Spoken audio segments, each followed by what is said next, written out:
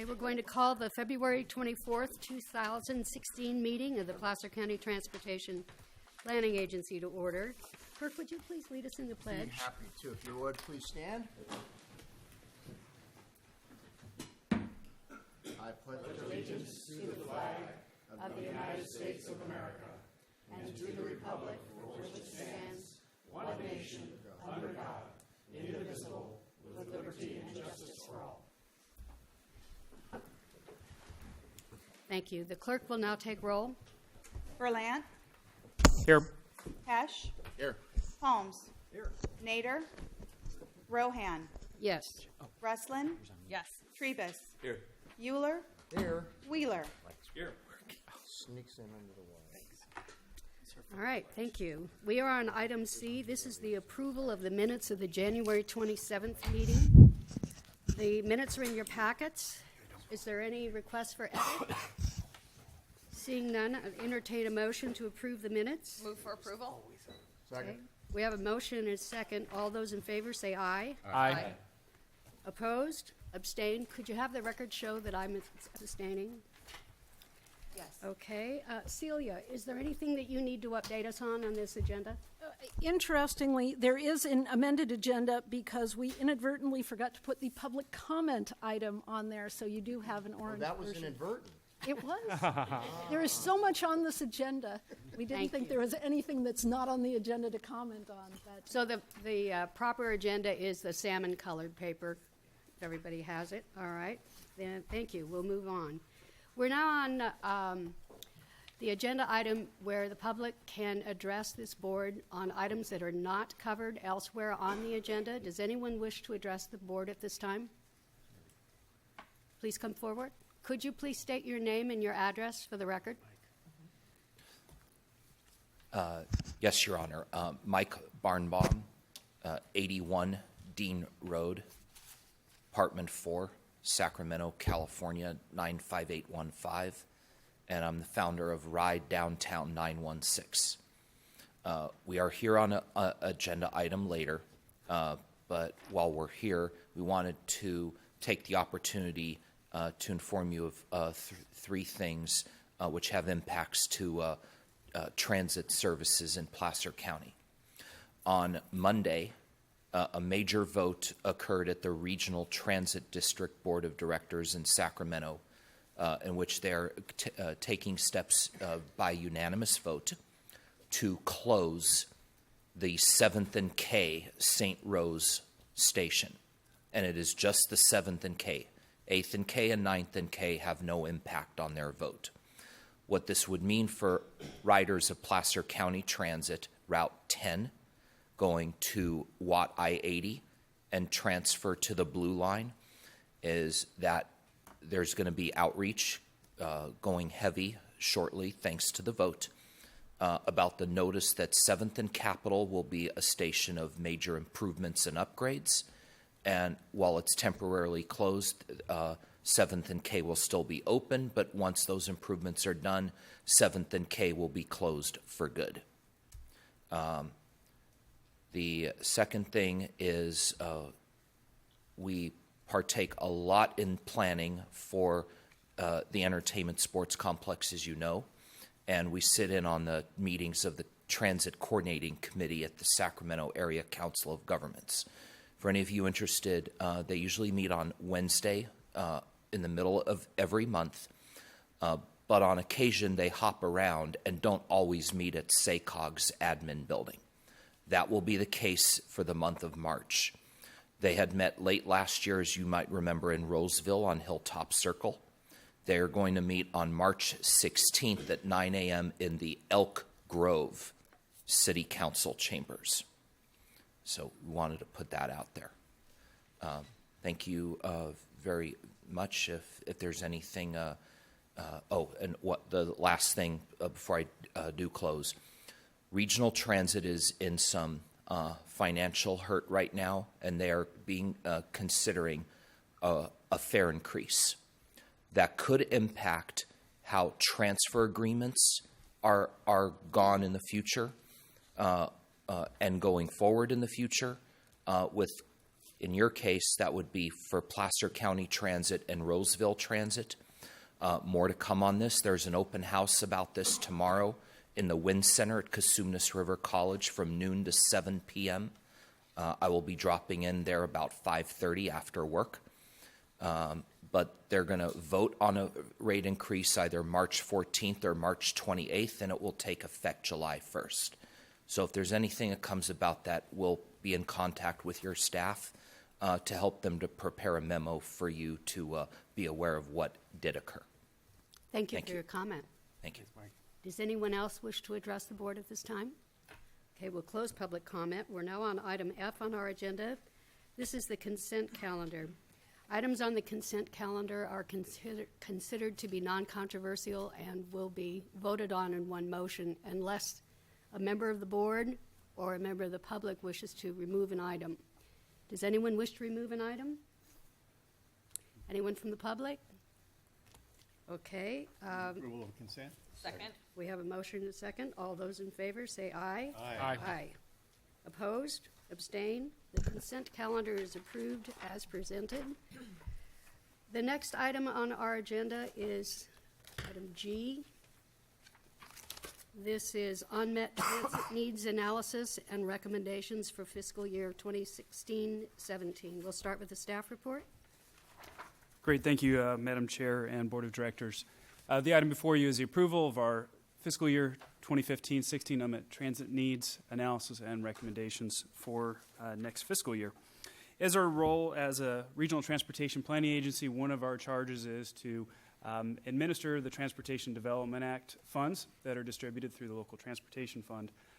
There are two sources of funding that are generated by the Transportation Development Act that are used primarily for public transit services in Placer County, as well as also those funds are eligible for use on streets and roads maintenance or street and roads projects, and bicycle and pedestrian facilities within the county. As not 100%, or as 100% of the funds are not used for public transit services, we are required under the Transportation Development Act to conduct unmet transit needs analysis on an annual basis. This is a very outreach-driven process where we reach out to the community, members of the public, to assess how the transit services are working for them, and also provides feedback opportunity for staff at our local agencies who do operate transit services to make tweaks, improve, or change services based on these comments. The process is driven somewhat by the Social Services Transportation Advisory Committee. This is a committee that's identified under the Transportation Development Act. It's staffed by certain specific individuals representing seniors, disabled, and low-income communities and individuals within the county. These individuals are appointed on an annual term by the PCTPA board and are really the first charge in reviewing the unmet transit needs comments that come in, comparing those comments to the definition of unmet transit needs, as well as the definitions of the reasonable to meet criteria that were adopted by the board back in May 2014. Following the review of comments and analyses, we would be required in the event if there were any unmet transit needs that were reasonable to meet to address those findings in the following fiscal year prior to the expenditure of any funding for streets and roads projects.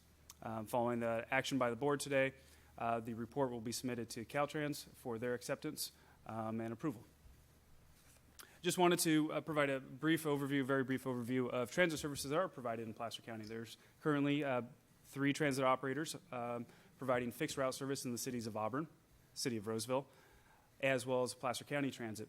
The areas that are shaded in darker gray on the screen or on this map are areas where there's dial ride services that are provided. Dial ride service is a demand responsive service where an individual would call, make a reservation for a trip from essentially their curb in front of their house, their location, to their destination.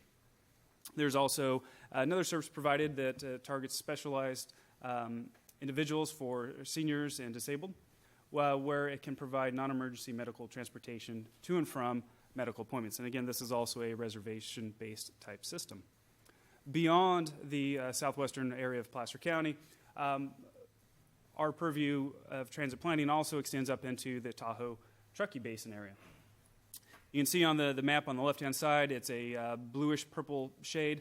That area is where PCTPA has the authority and the purview to review unmet transit needs comments. If we look to the area to just adjacent to the lake, this area in here, which is shown in green, is part of the Tahoe Regional Planning Agency's planning boundary. So they actually receive and review comments within the boundary of that portion of Placer County. We do work or coordinate with them as well as the Nevada County Transportation Commission. Most of the destinations as well as the origins are on either end of Placer County in the Tahoe Regional Planning Agency or Nevada County Transportation Commission's planning boundaries. So we do monitor, coordinate with these agencies on services. The unmet transit needs has yielded outcomes in the past that have initiated new services within the county. A few of those are listed here on the screen from the My Rides program, which is a volunteer driver-based program, the Taylor Road Shuttle that operates on Taylor Road between Newcastle and Sierra College Boulevard in the city of Rockland. The South Placer Call Center, which is a one-stop call center, whether you're in the 916 or 530 area codes, you can call, make reservations on dial ride services, Health Express. You can also get trip planning assistance where the receptionist can help you plan out your transit trip. Most recently, service was provided along Loxley Lane and Earhart Road near the airport.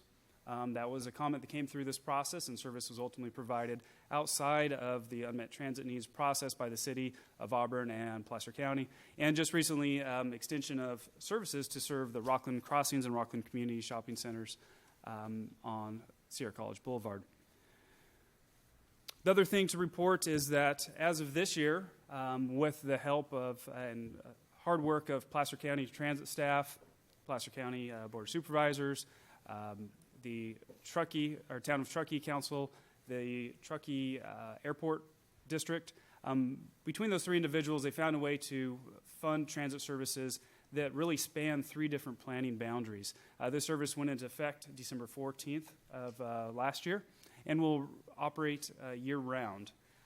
The longstanding unmet transit need that was reasonable to me on a conditional basis was conditional only because there wasn't sufficient funding in that area between the three different funding partners. So we can now say that as of this year, the service has been fulfilled, or the unmet transit need has been fulfilled, and year-round service will continue to operate. And I want to thank Jamie Wright, who's in attendance here in the back.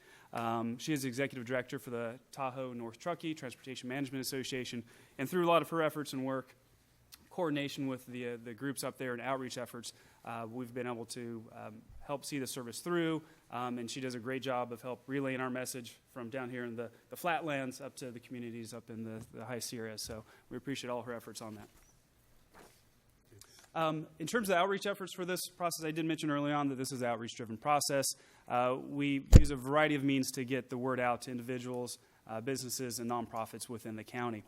Between flyers that are posted up at public offices, posted on the bus services or at bus stops, email distribution, newspaper articles, and social media are all different ways we use to reach out to individuals. There were 8 different newspaper ads that were run in the newspapers in each of the publications within the county, as well as in the Sierra Sun and the Tahoe North Truckee area. Through these outreach efforts, we received 102 comments from individuals. Of those comments, 37 were outside of PCTPA's jurisdictional boundary, so that could be in the Truckee area, could be in the Tahoe Regional Planning area, could actually be also in the Sacramento County area, where individuals who live in Sacramento want to come to Roseville, but based on their geographic location, there may not be SAC RT service provided to bring them into Placer County. With that, there's 48 comments that then focus on services within Placer County. Those comments can really be boiled down into 5 different topics. Later service hours in Placer County, Sunday service, Sunday fixed route service, I should say, as well as Sunday dial ride services, comments pertaining to challenges with scheduling dial ride trips, and new commuter bus destinations into downtown Sacramento. When we review these comments, we look at whether or not the service is currently provided or not. The intent of the unmet transit need is to look at providing new services or expanded services where they don't currently exist. We also use the short-range transit plans as a gauge of whether or not these comments are reasonable. For the Sunday fixed route service, Sunday dial ride services, those types of services are not included in the short-range transit plan, so we cannot therefore require local agencies to provide those services because they are not part of their short-term planning efforts. However, we are recommending that to look into later service hours and challenges with scheduling dial ride trips. Those are something that we feel that based on past comments and the number of comments we receive on an annual basis, that we need to look in how do we provide those services, how do we ensure that those services are being provided adequately. The final comment on new commuter bus destinations, those are somewhat limited between, I believe it's 13 different commuter bus services that are provided between Placer County Transit and the City of Roseville to downtown Sacramento.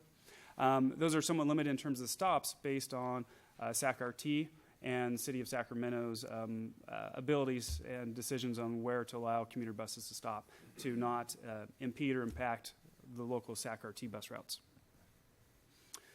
Based on the analysis, based on the comments and the analysis that we received this year, we are recommending that there are no new unmet transit needs that are reasonable to meet for implementation in fiscal year 2016-17. However, we do recommend, as I mentioned, that we review later evening service opportunities and constraints. With the discussion at the Social Services Transportation Advisory Council, we realized that a broad sweeping comment of providing later night service in all of Placer County may not make sense in certain areas. For example, Placer County Transit provides intercity service, but it also connects with services in Roseville and the City of Auburn. So does it make sense in all those situations that expanded service should happen when maybe there's not complementary land uses that would support additional ridership? So we want to look at what are the opportunities for later night services, what are the costs, what are some of the constraints to doing this. We want to be able to fully understand the implementations and the challenges of later night services and be able to report back to the Social Services Transportation Advisory Council, the Technical Advisory Committee, as well as the board on these findings. We also want to monitor dial ride reservations to ensure that the services that are being provided on dial ride are adequate and the service being provided, again, is also at the level needed to support the rider demand. With that, we recommend with the SSTAC, which is the Social Service Transportation Advisory Committee, Technical Advisory Committee's support and concurrence that the report is accepted as complete. With that, I'd be glad to turn it over to the board with any questions. Thank you. We'll have board discussion after we've closed public comment, but before I open the public comment, does anyone on the board have any questions of staff? I don't have one. Yes, Daniel? Thank you, Susan. Quick question. What goes in, Aaron, with the partner cities after this report as far as addressing some of these items that may not necessarily meet the unmet transit needs analysis itself, but may still be able to be addressed by, again, for me, the City of Auburn or some of the other cities? How does that occur after this point? Addressing the comments that don't meet the unmet transit needs that's reasonable to meet criteria, we usually work with city staff or the jurisdiction staff on these comments to identify whether or not there's opportunity for them to make refinements, to make changes to their services. We work also through the Transit Operators Working Group on more regional comments in nature where we can all collaborate and try to identify ways to make improvements. This is a very valuable process that we undertake in terms of the feedback we get back, and so we want to make sure that we're using that feedback appropriately. There's been several items that have came up through this process that have generated changes, but again, weren't identified as unmet transit need. In the City of Roseville, I know that they implemented an additional commuter bus service because of overcrowding. That was one of the comments that came through here, yet it didn't rise up to the top to require additional services. So they've made changes there. Roseville is also making some changes to other services. Right now, there's public comment period going on in Roseville. City of Auburn and Placer County Transit are also great examples of the service they provided to Loxley Lane, Earhart, out by the airport. Great. Thank you. You're welcome. Are there any other questions? All right. I'd like to open this up to the public. Does anyone wish to address the board? Please state your name and address for the record. Yes, Mike Barnbaum, 81 Dean Road, Apartment 4 in Sacramento, and again with Ride Downtown 916. This was a process we've been very heavily involved with since we were confirmed with the NBA and the city of Sacramento that the Golden One Center is happening, and there's no question. And we've been very gung-ho going forward with this, commenting on this the last 2 or 3 years. With this report, our reaction is, well, first we disagree, and then there's a part, as mentioned in the staff presentation, that, oh, well, there is a part we do agree. We disagree in the main idea of bullet point number 1 on that last slide, that there's no unmet transit needs reasonable to meet for 16-17. I mean, good heavens, the Golden One Center is going to open between September 22nd and October 7th. And the first announced concert has already been booked, with Maroon 5 coming in on October 15th. I mean, this is a bigger than basketball event. The schedule for all the basketball events won't be announced until the league releases it for all 30 teams in August. But being that this is going to be in downtown Sacramento instead of in the old barn that has been there for 28 years in North Natomas, this is a destination and downtown area that's getting revitalized in leaps and bounds. And downtown areas are more transit attractive than the areas as the current arena is, which is closing after the Janet Jackson concert on July 7th. The last game, by the way, is April 9th against Oklahoma City, and it's a hot ticket right now to get tickets to. But nonetheless, you know, we've raised this even to Roseville Transportation Commission, and we have an advocate there. Many of you might know David Nelson, also known on Twitter as @LeisureDavid.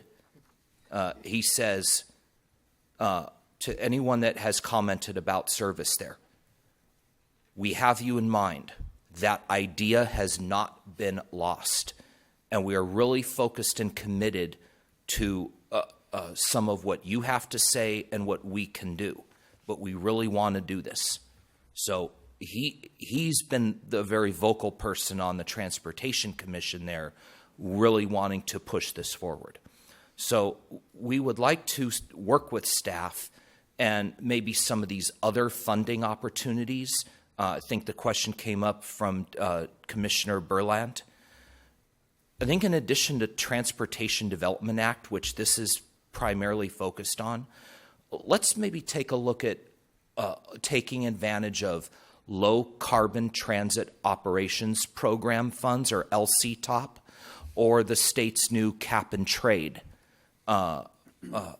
funding mechanisms. If we can discover that there's a disadvantaged community, and we could at least start the funding for 2 years, and then it'll have to pay for itself after that.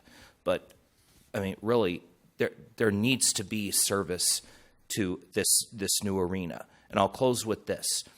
When Think Big Sacramento came out with what they called the Capital Corridor Report, showing the 7-county region, SACOG 6 counties and San Joaquin County, the second most populated county going to events at the current arena, Placer County. Yep. And that report is on file with the city of Sacramento, as Think Big Sacramento was one of Mayor Kevin Johnson's initiatives to get things going back when there was a big threat of the team leaving to Virginia Beach, Anaheim, and Seattle. Okay. Thank you, and we'd like to work with you and your staff to really get some service there for you and your constituents. It's really much needed. Thank you. Thank you for your comment. Does anyone else wish to address the board?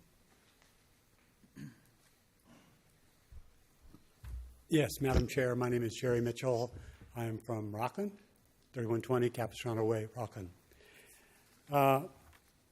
my comments are a little more narrow than the very astutely presented observations that the prior speaker provided.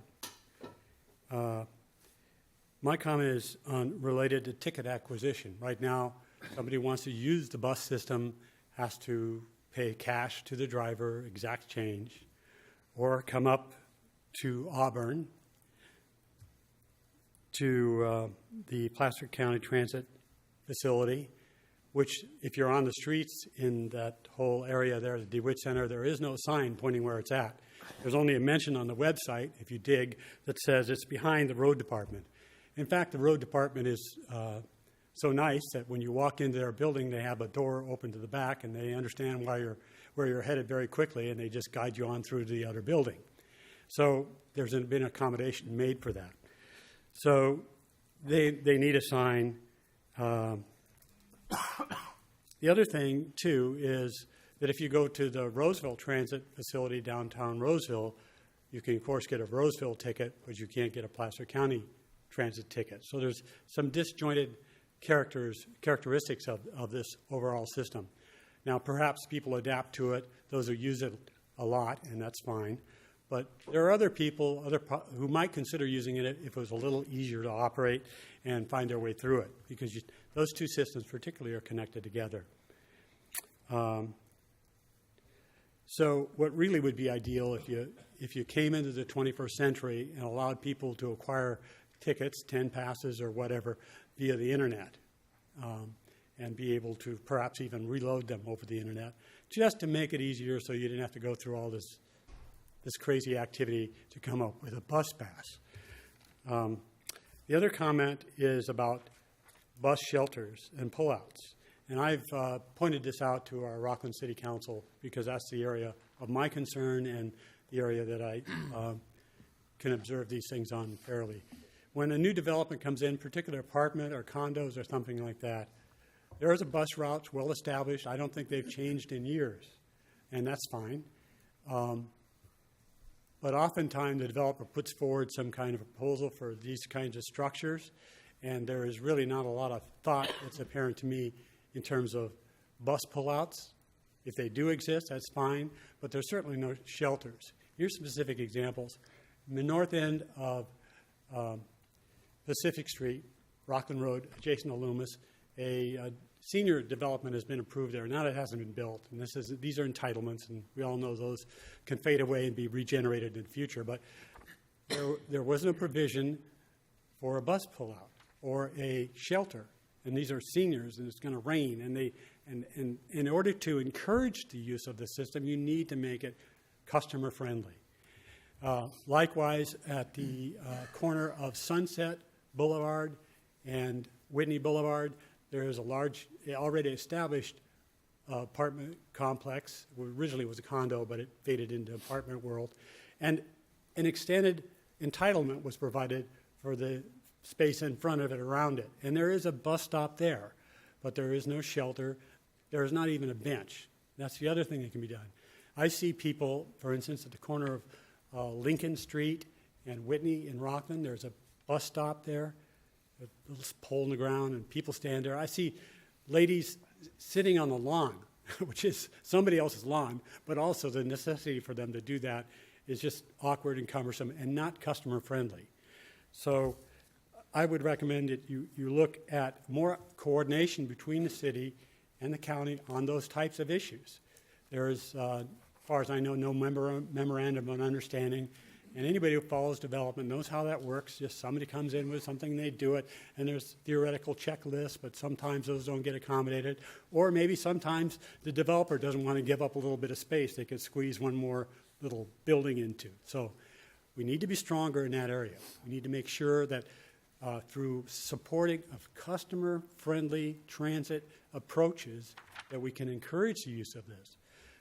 In the context of the 0.5% sales tax, which I know is a topic soon to be discussed, and I'll make my comments now so as not to, A, have to stay here longer than I need, and B, not to reburden you with the whole introductory process. But there's a lot of talk about traffic calming. There's presentations on traffic calming activities, which are a whole variety of, speed bumps and tables and stuff like that they talk about. I'm not an expert on that. I don't know anything about it, actually. But one of the things that's been mentioned is the need for buses, that if buses carry more people, there's less traffic. Notwithstanding the 0.5% sales tax, which I strongly support, people do not understand that if we don't do this now, you may be whining about taxes and increased taxes, but you're going to whine more about the untenable situation that you're going to have in the future in our rapidly growing county. So I fully support that, but you need to think about the customer at the curb. Benches, pullouts where possible that avoid cars having to back up in dangerous situations behind a bus, and also shelters. There is a property that the city of Rockland has given back to Stanford Ranch because the park and ride scheme didn't work or was ineffective, or it became used for other more nefarious activities. So they've given it back. One day, the developer will come back with a proposal for either apartments or condos in an area where there's a whole string of those apartments that are all along Sunset Boulevard. Well, that's an idea. It's already got a pull-out, so it needs a shelter.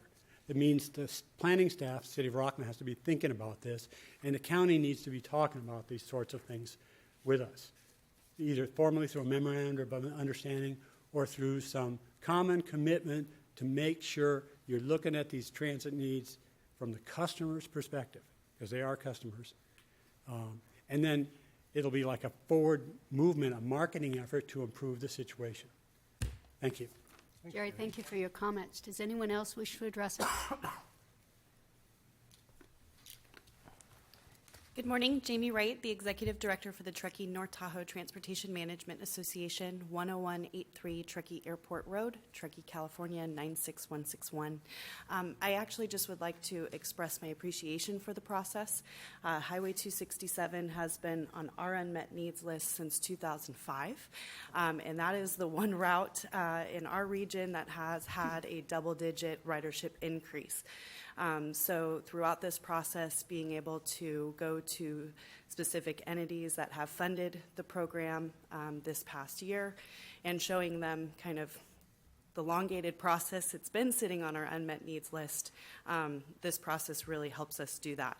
I also would like to express appreciation, although they aren't necessarily unmet needs.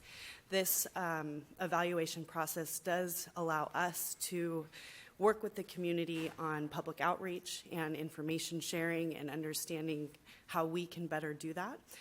So thank you. Thank you very much. Does anyone else wish to address us? Okay, we'll close public comment then. And I'd like to ask staff, based on the input today, does it in any way materially affect the recommendations that you're bringing forward to us? The recommendations today will not change based on the input All right, received. great. Thank you. Yeah, I do want to add, was mentioned and I know what the acronym is. Now I don't remember what it stands for, the LC-TOP. Low carbon transit operation program. Which is part of the cap and trade, and we are taking full advantage of that. It doesn't fit our needs as well as we would like because there's certainly a particular perspective that is going for, but we are trying to fit whatever we can into that box to obtain funding. The other comments I think are well taken. They don't meet the definition of an unmet transit need that's reasonable to meet, but that doesn't mean that we aren't working on those in the process that Aaron had mentioned in a collaborative way to meet those needs. Thank you. Is there any discussion on the part of the board? Yes, Stan. Madam Chair, thank you. I wanted to let the board know that I received a letter from a well-respected member of the Lincoln Hills. We have a large retirement community in Lincoln, and they're getting older and more dependent upon transit because many of them can't drive anymore. I shared the letter with the staff. They acknowledged that this resident had attended one of the workshops, and his comments were included in the report. I reviewed the report and noticed numerous comments and appeared these were all coming from people in Lincoln Hills concerned about the dial-a-ride service and their inability to access it when they needed it. I talked with our local staff person who coordinates with Placer County Transit, Jennifer Hansen. She believes the challenge is the education and outreach. So she's already reached out to the CEO of the Homeowners Association in Lincoln Hills, Chris O'Keefe. I would encourage our staff to maybe reach out to him as well and understand how we might better able educate and inform the Lincoln Hills residents of the service and how it works, and maybe address some of the comments that we're receiving, maybe just due to not knowing how the service really works. Mm-hmm. Thank you, Madam Chair. Thank you. Is there any other discussion? Then what is this board's pleasure? Entertain a motion? Move approval. All right, we have a motion. Is there a second? Second. We have a motion and a second. All those in favor, say aye. Aye. Opposed? Abstain? Okay, the motion passes. We'll go on to item number H on our agenda. This is a proposal for the adoption of the final EIR for the Placer County 2036 Regional Transportation Plan. We'll begin with the staff report. Great, thank you, Madam Chair. The 2036 Placer County Regional Transportation Plan is our long-range transit vision for transit systems, road systems, bicycle pedestrian systems in Placer County. This long-range plan is required of both state and federal requirements on behalf of a regional transportation planning agency such as ourselves.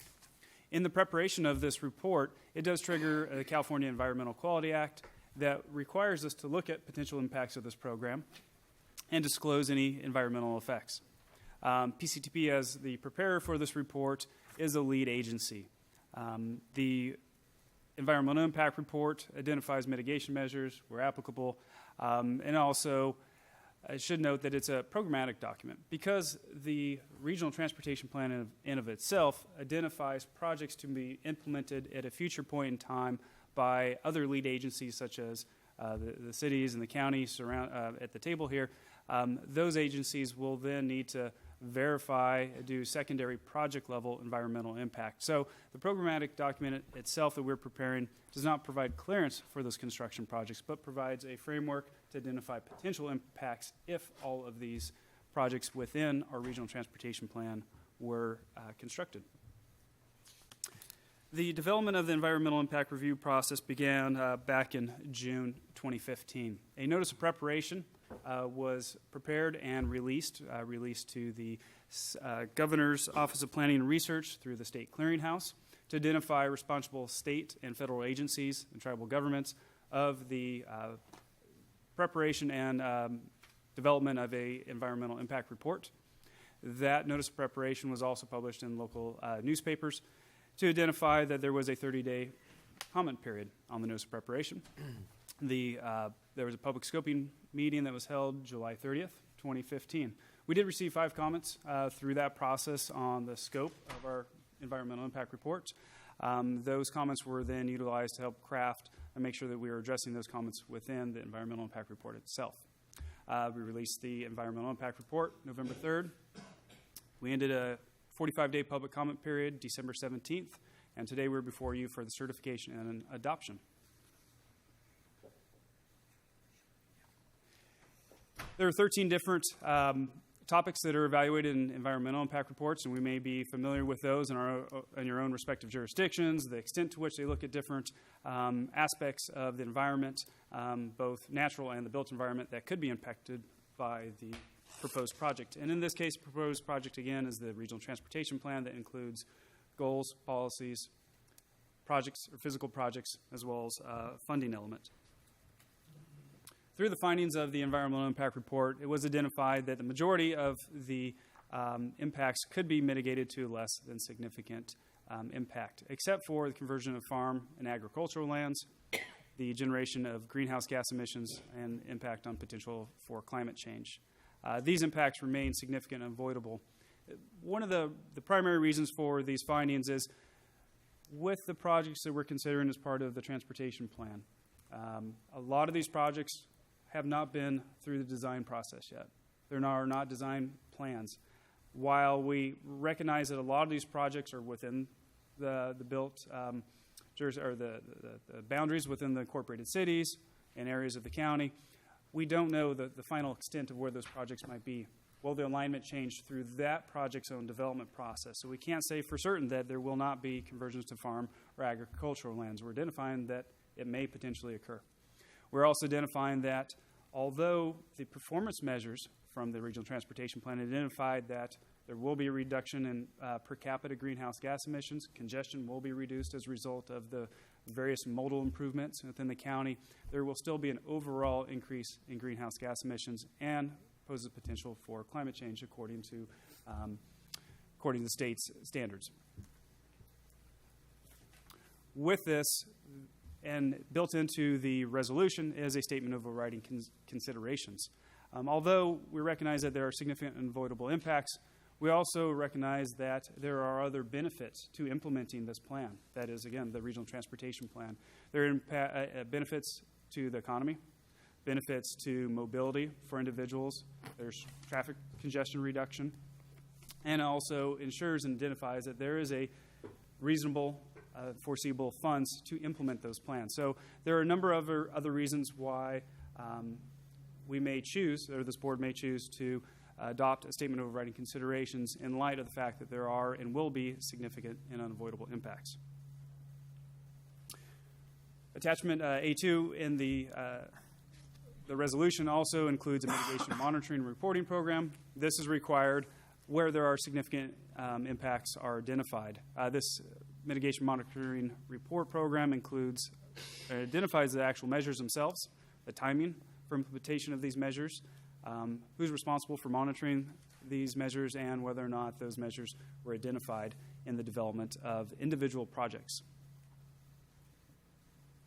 So with that, there are three recommendations that we are posing to this board. And actually, before I get into those three, there's one, I think, important point that I failed to mention through this process is did identify that there's a 45-day public review period.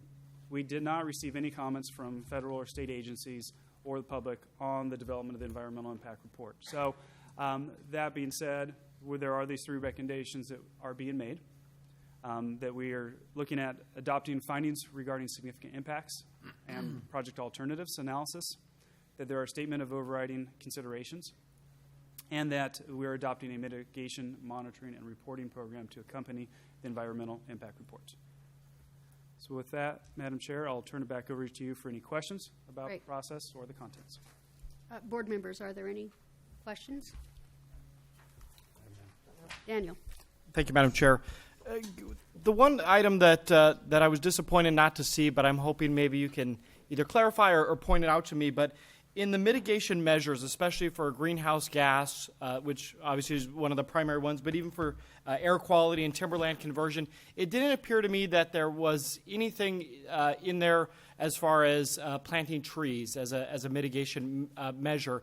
But obviously that's, in at least my opinion, it seems to be one of the easiest ways for us to kind of keep our natural environment, but also reduce some of our carbon or collect some of those carbon emissions.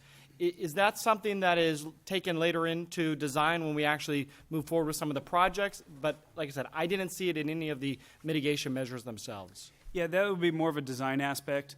Each of the local jurisdictions have, I believe, some sort of tree ordinance, design ordinance that would accompany the specific projects. And again, this is a relatively high-level environmental impact report in terms of analyses and recommendations for mitigation measures, and not to trump or to supersede your abilities as local jurisdictions to implement those projects as you see fit. Which I think is appropriate and I appreciate, and I guess I just wonder, is a normal practice at least not to include as a recommendation for our city staff? Because it seems like a very important piece for us to address some of those issues, and it just, to me, was glaring that it was missing.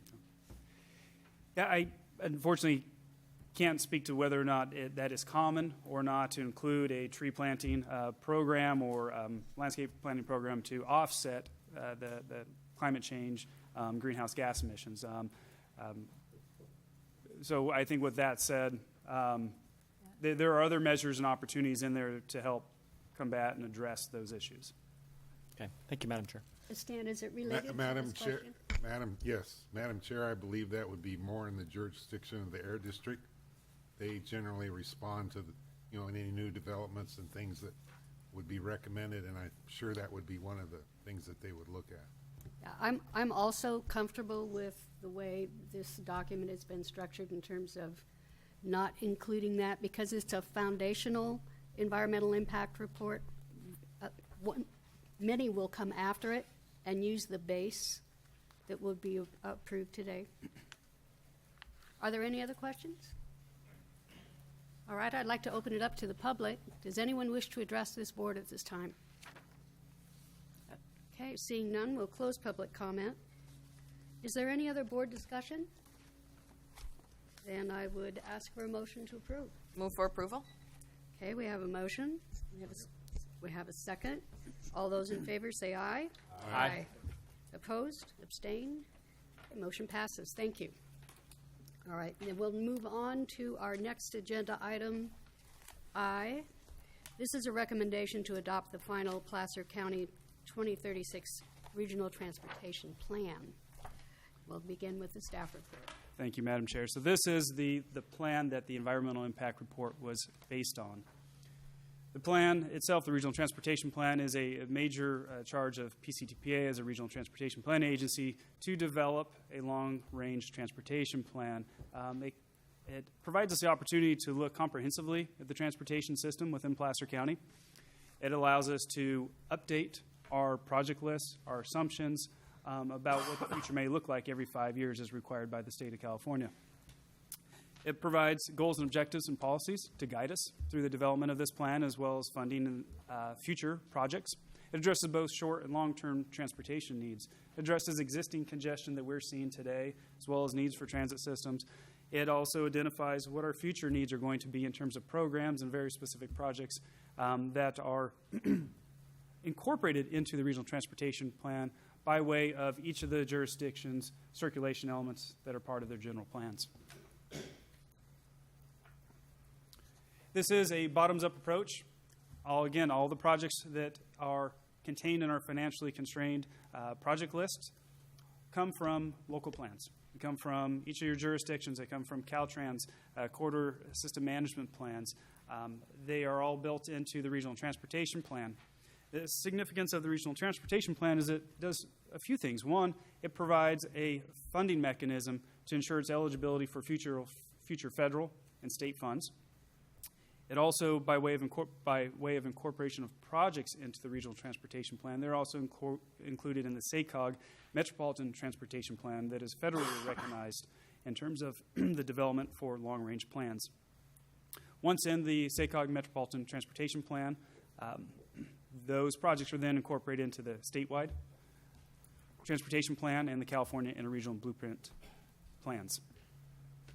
In terms of the context, I mentioned SACOG. There's a 6-county region that is federally recognized. That includes Placer County, El Dorado, Sacramento, Yolo, Sutter, and Yuba counties. SACOG has a charge of looking at comprehensive and coordinated transportation plans within each of these counties, as well as addressing the state SB 375 requirements for greenhouse gas emissions and climate change. Our plan is a locally developed plan that identifies those projects for incorporation into the larger SACOG plan. This plan has been in development for nearly 2 years. It started back in May 2013 with initial polling of county residents in terms of their interest in transportation projects to address mobility issues, to address congestion. What were the types of projects that were of interest to them? It followed with a development of a policy element, or I should say revisions to our policy element, development of a financial element that identifies future foreseeable revenue streams, an action element that identifies all the projects to address our known and anticipated transportation issues, working with SACOG on the development of performance measures to quantify the benefits of the plan, and then the development preparation of the plan, the EIR in itself. In January 2016, we conducted a public hearing here at the PCTPA Board of Directors meeting. Through the public review process, we had one comment on the contents of the Regional Transportation Plan that was provided by Caltrans District 3. And I'll get into that on the next slide. I actually touched on a few of these. The outcomes of the RTP is that it identifies our financial projections. It allows us to state with some level of confidence that we foresee revenues and funds coming in to deliver the projects that we have contained in this plan. It addresses $5.9 million in future projects. Billion. Sorry, 5.9 billion. Sorry. There's a big number here, big difference between 5.9 billion and 5.9 million. One of the things, the crux or the cornerstones to this is that it does assume a half-cent sales tax measure would be approved by voters in November 2016 of this year. Also contains performance measures, as I mentioned, that quantify the benefits. Caltrans did provide a comment letter, the only comment letter that we received on the draft Regional Transportation Plan. It identified enhancements on various topical areas, such as the adoption federally of the FAST Act, which is the Fixing America's Surface Transportation System.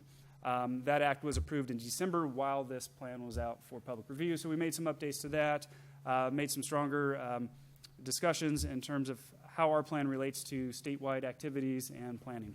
But none of those comments changed the significance or changed the context or significance of the plan and the outcomes of it.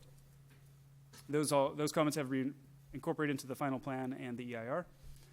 And with the recommendations before you today is to adopt the plan that's gone through public vetting, through outreach efforts in the development of the plan, public review of the document itself, and that we direct our executive director to submit the final regional transportation plan to SACOG for incorporation into their planning efforts. Thank you. With that, I'll conclude and turn it back to you, Madam Chair. Are there any questions or clarifications before I open it up to the public? Okay, seeing none. I'd like to open this item to the public. Does anyone wish to address the board at this time? Just a question, Madam Chair. Could you please come to the podium and state your name and address for the My name is record? Tom Jones. I live at 12331 Incline Drive, North Auburn. My question is this PowerPoint presentation in the agenda? Is it available to the public? It is not part of the agenda, but it would be available to the public. Thank you. Thank you. Is there any other comment? Okay, we'll close public comment. Is there any need for additional discussion? It's just not a discussion, it's just a comment. The city of Rockland has adopted a new logo about a year ago, so if you can include the new logo in your presentation. I noticed most of them have the old one, so just I thought we a note. had the new logo in there. I apologize. I will make sure that the version that's made available to the public will have the updated version. I apologize for that. Are there any other comments? Yes, Dan. I'm going to echo the same thing. I was going to mention it later. We have one too that's a little bit more modern. So Okay. thanks. Any other comments? We need one. Yes. Madam Chair, Ed. I just wanted to share with the board that Tom Crosgrove and myself participated along with C in a teleforum, answering questions related to our half-cent measure outreach. I would say the response that we got from most of the callers was they really want to see us focus on the Placer Parkway. They see any work to be done on 80 is, although needed, is not going to produce as much results as doing the Placer Parkway. So I just wanted to share that outcome with the rest of the board, that is from the public's view. And of course that's important because we're asking them to vote, that they really want to see us put a lot more energies towards the Placer Parkway. They see that being a better return on investment. Thank you. Thank you. All right. Is there any other discussion on this item? Okay, I'd like to ask for a motion. Move for approval? Second. Okay, we have a motion and second. All those in favor say aye. Aye. Aye. Opposed? Abstain? Thank you. We will now move on to item J on our agenda. This is a recommendation to approve the preliminary draft fiscal year 2016-17 overall work program and budget. And again, we'll begin with a staff report. Yes, good morning, Chair Rohan, members of the board. This is the preliminary draft work program for next year that this is due to Caltrans by March the 1st. And it gives you an overview of the plans for staff activities and endeavors and the budget for next year. This is released as a preliminary draft and then refined and brought back to the board for adoption in May. As an overview of this in terms of transitioning from the current fiscal year to next fiscal year, we are concluding a large number of major endeavors in the current fiscal year, including the Regional Transportation Plan update. As you saw, that was a multi-year effort and a huge effort, I might add. The I-80 Auxiliary Lanes project and the I-80 and Highway 65 sequencing study are all being concluded this year, as well as the Rural Transit Study, which will be before you later on this fiscal year. Those will all be concluded. The Regional Transportation Funding Strategy, which we'll talk a little bit more about in the next couple of agenda items, is expected to be concluded maybe a touch into the next fiscal year, July or August, in terms of determining what might happen. So that is included in next year's work program, only as staff time to do whatever staff work is necessary for that. We also did some consolidation in terms of some of the work elements with the conclusion of the Regional Transportation Plan under Work Element 20. We're transitioning that to incorporate all the work that we do with SACOG on federal and state long-range planning, because there are a lot of technical things that are involved in that, and it makes sense to just consolidate that under one single work element. We're also consolidating the work elements on planning and project monitoring into a single work element as well. In terms of next year, of course, we're doing all of our usual activities that are required of us as a regional transportation planning agency, things like the unmet transit needs process, and as well as administering the JPAs that we do, the South Placer Regional Transportation Authority and the Western Placer Consolidated Transportation Services Agency. I have to remember all of my acronyms, the Freeway Service Patrol, and so on. We have two major plan updates that are proposed in next year's overall work program, and that is first to update in a comprehensive way our regional bikeway plan.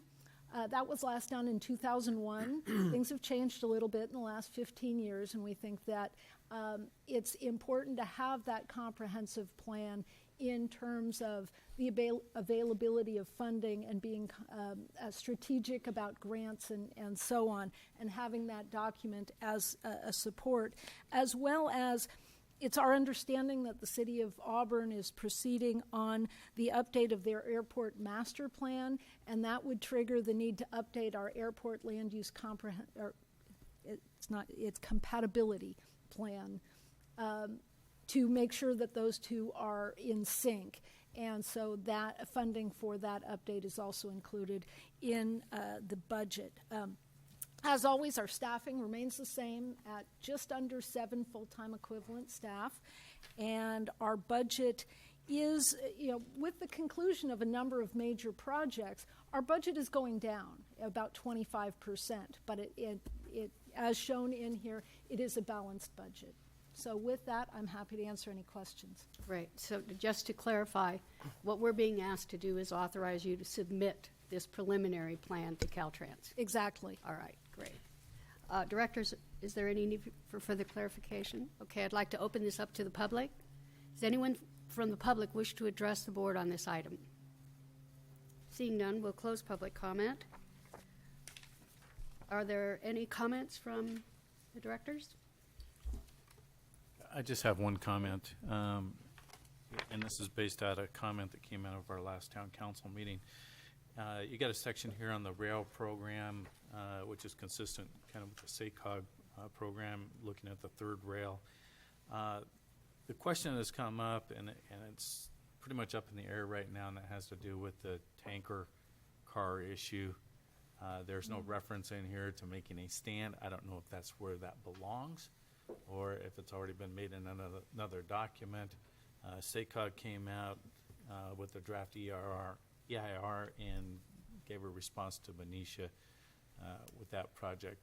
But I look at the number of freight cars that come through the system already, that come through Placer County.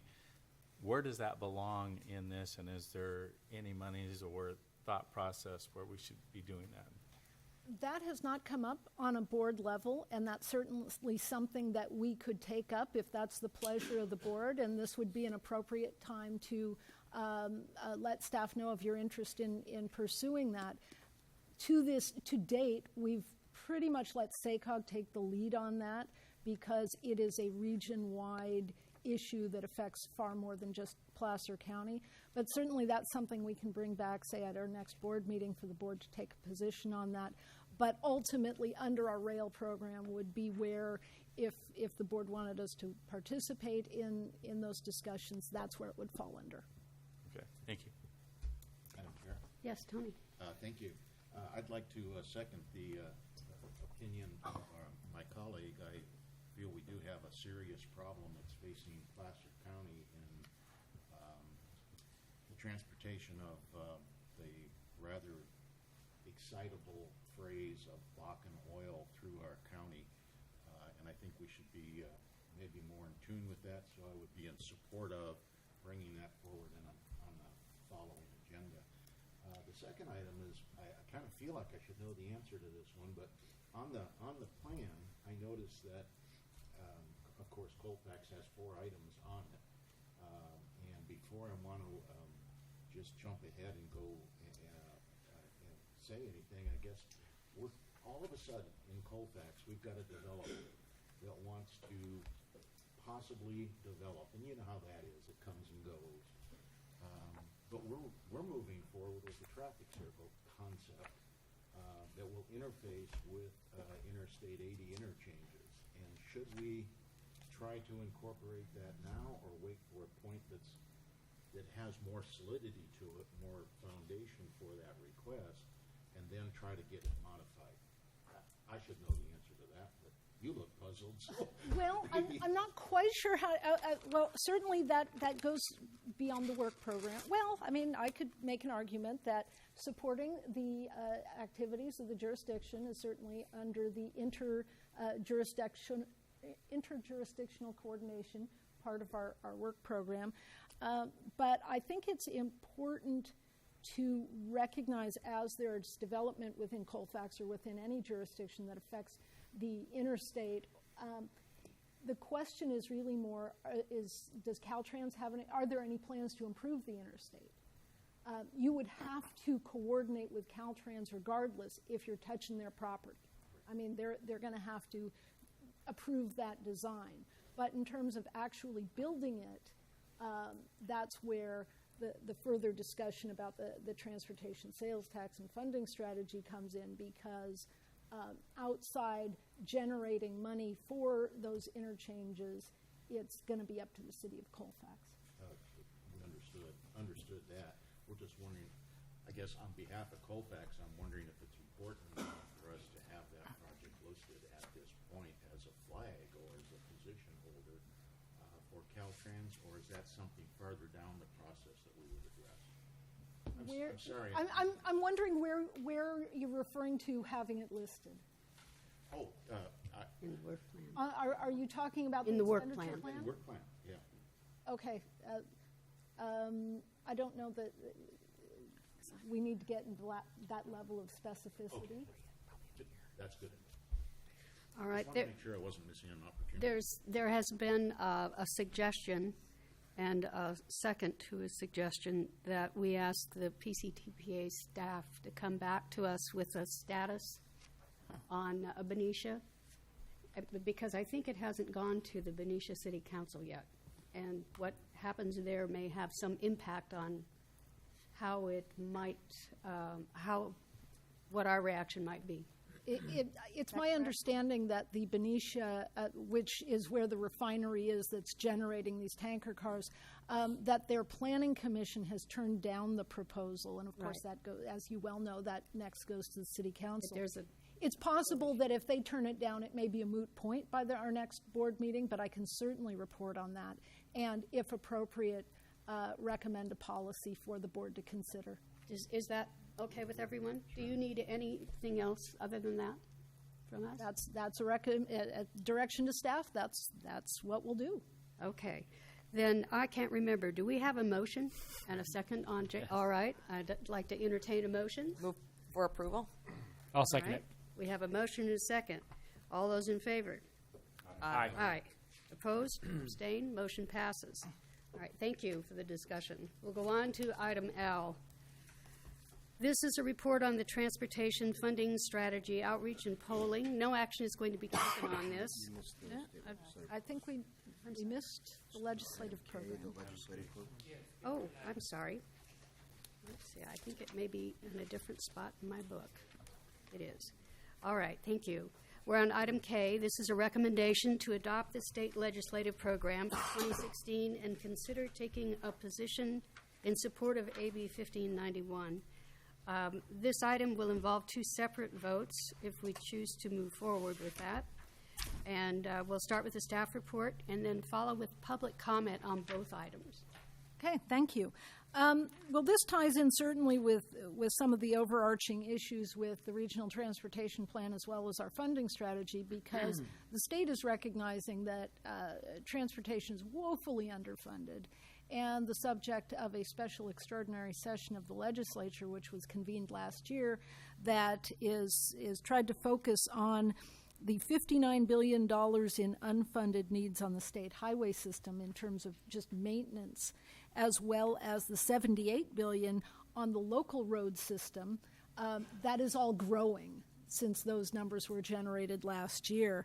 There have been quite a few proposals that are trying to deal with this shortfall. None of them have really moved forward, particularly, as I say, that special extraordinary session is still exists, but they haven't met in quite a long time, and there are rumors that they might, but, you know, that's what Sacramento is a lot of rumors, too.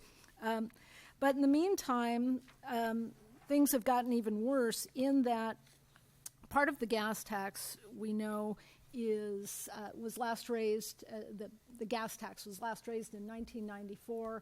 It's not indexed to inflation. We have a lot more cars that get a lot better gas mileage, certainly, than they did more than 20 years ago. There are more cars punishing the roads, and that essentially the buying power of the gas tax is about a third, at best maybe 40% of what it was back in 1994. If you recall, back in 2002, Proposition 42 was passed, which would direct the sales tax on gasoline towards transportation purposes. That created some problems with Prop 98, where the budget money, 40% of the budget goes to schools, and so back in 2010, they did what was known as the gas tax swap, which substituted the sales tax on gasoline for what they call a fuel or a price-based excise tax. So it didn't trigger the Prop 98 problems. The challenge is that is assessed essentially in arrears. It started out being fairly high. In fact, back in 2014-15, it was 18 cents a gallon was the equivalent of the sales tax. Just this week, the Board of Equalization, because of the drop in gas prices, moved that down to 9.8 cents a gallon. And what that means is that funding sources like the State Transportation Improvement Program was going on a 5-year projection, Well, they've had to reduce the amount of projects funded in that program by $800 million just recently. They're working on that now, which has caused a fair amount of panic amongst regional transportation planning agencies. I will say we are relatively unscathed by this, mostly because we borrowed against our future dollars for the Lincoln Bypass. So essentially, we've already spent that money, so it can't really be taken away. But the downside is it's going to be even longer before that debt is repaid. We still owe about $40 million. So it's going to be in maybe the 2030s before that's repaid, depending on how things go. So that's a source of funds that, we've gotten our share, which is a great thing. We can drive on the Lincoln Bypass now, which is a lot more than a lot of regional agencies can say, but we're still not going to have an opportunity for any of those funds anytime soon. That also impacts local jurisdictions because that fuel-based excise tax, 44% of that money gets divided up and goes to the local jurisdictions by formula.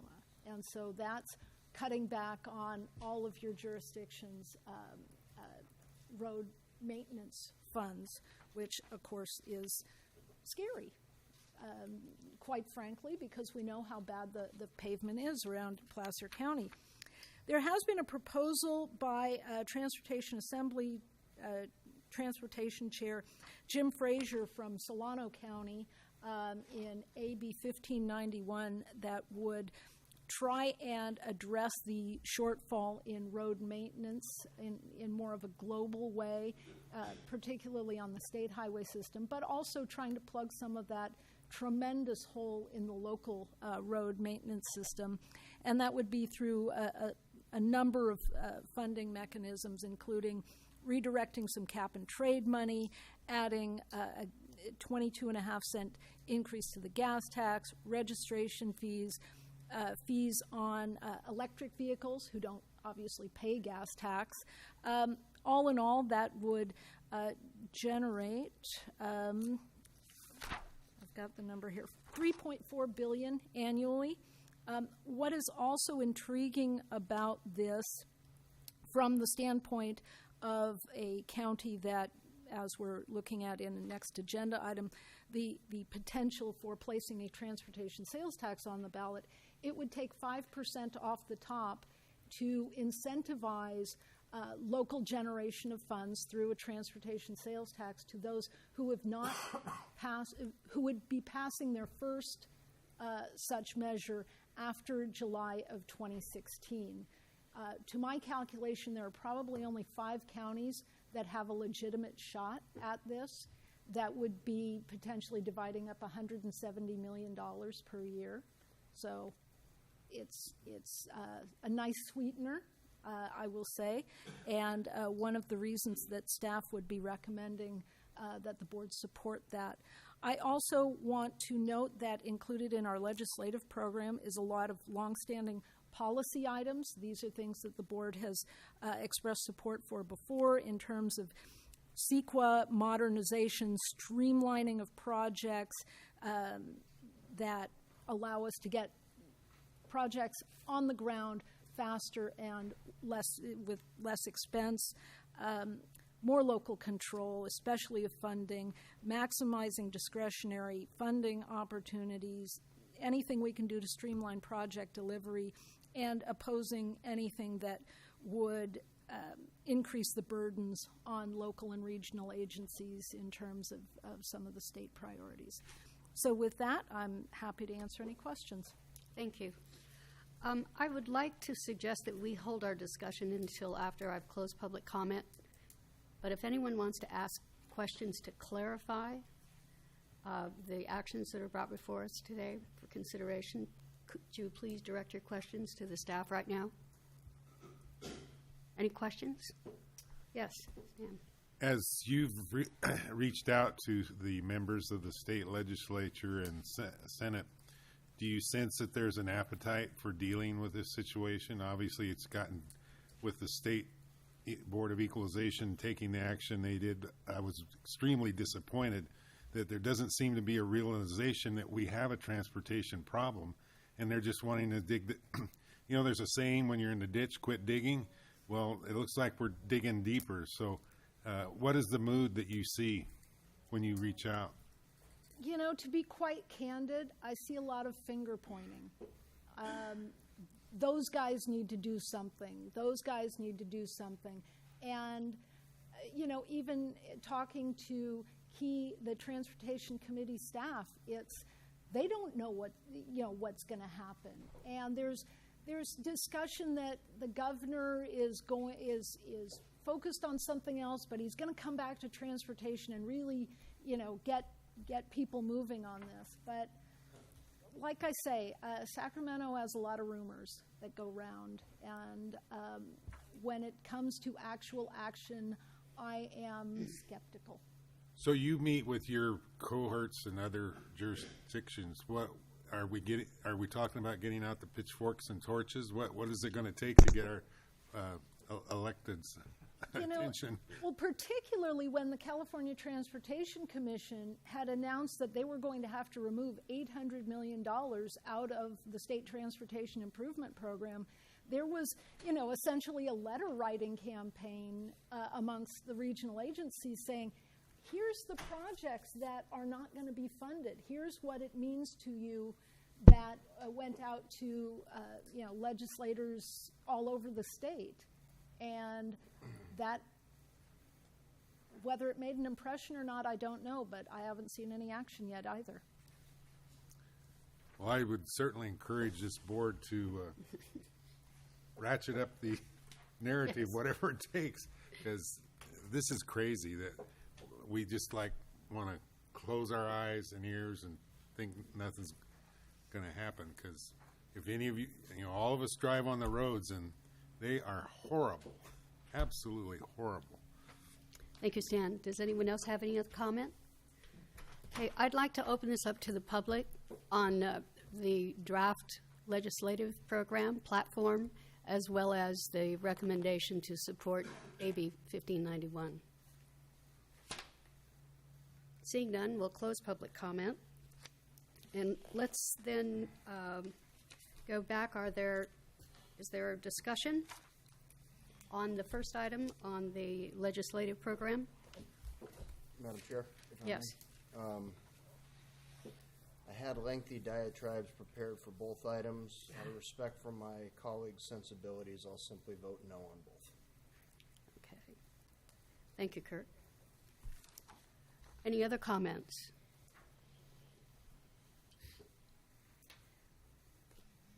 Is there any, I'll ask for a motion then on the state legislative program for 2016.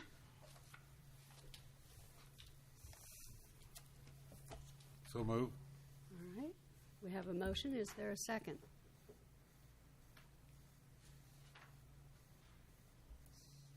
I'll second it. All right.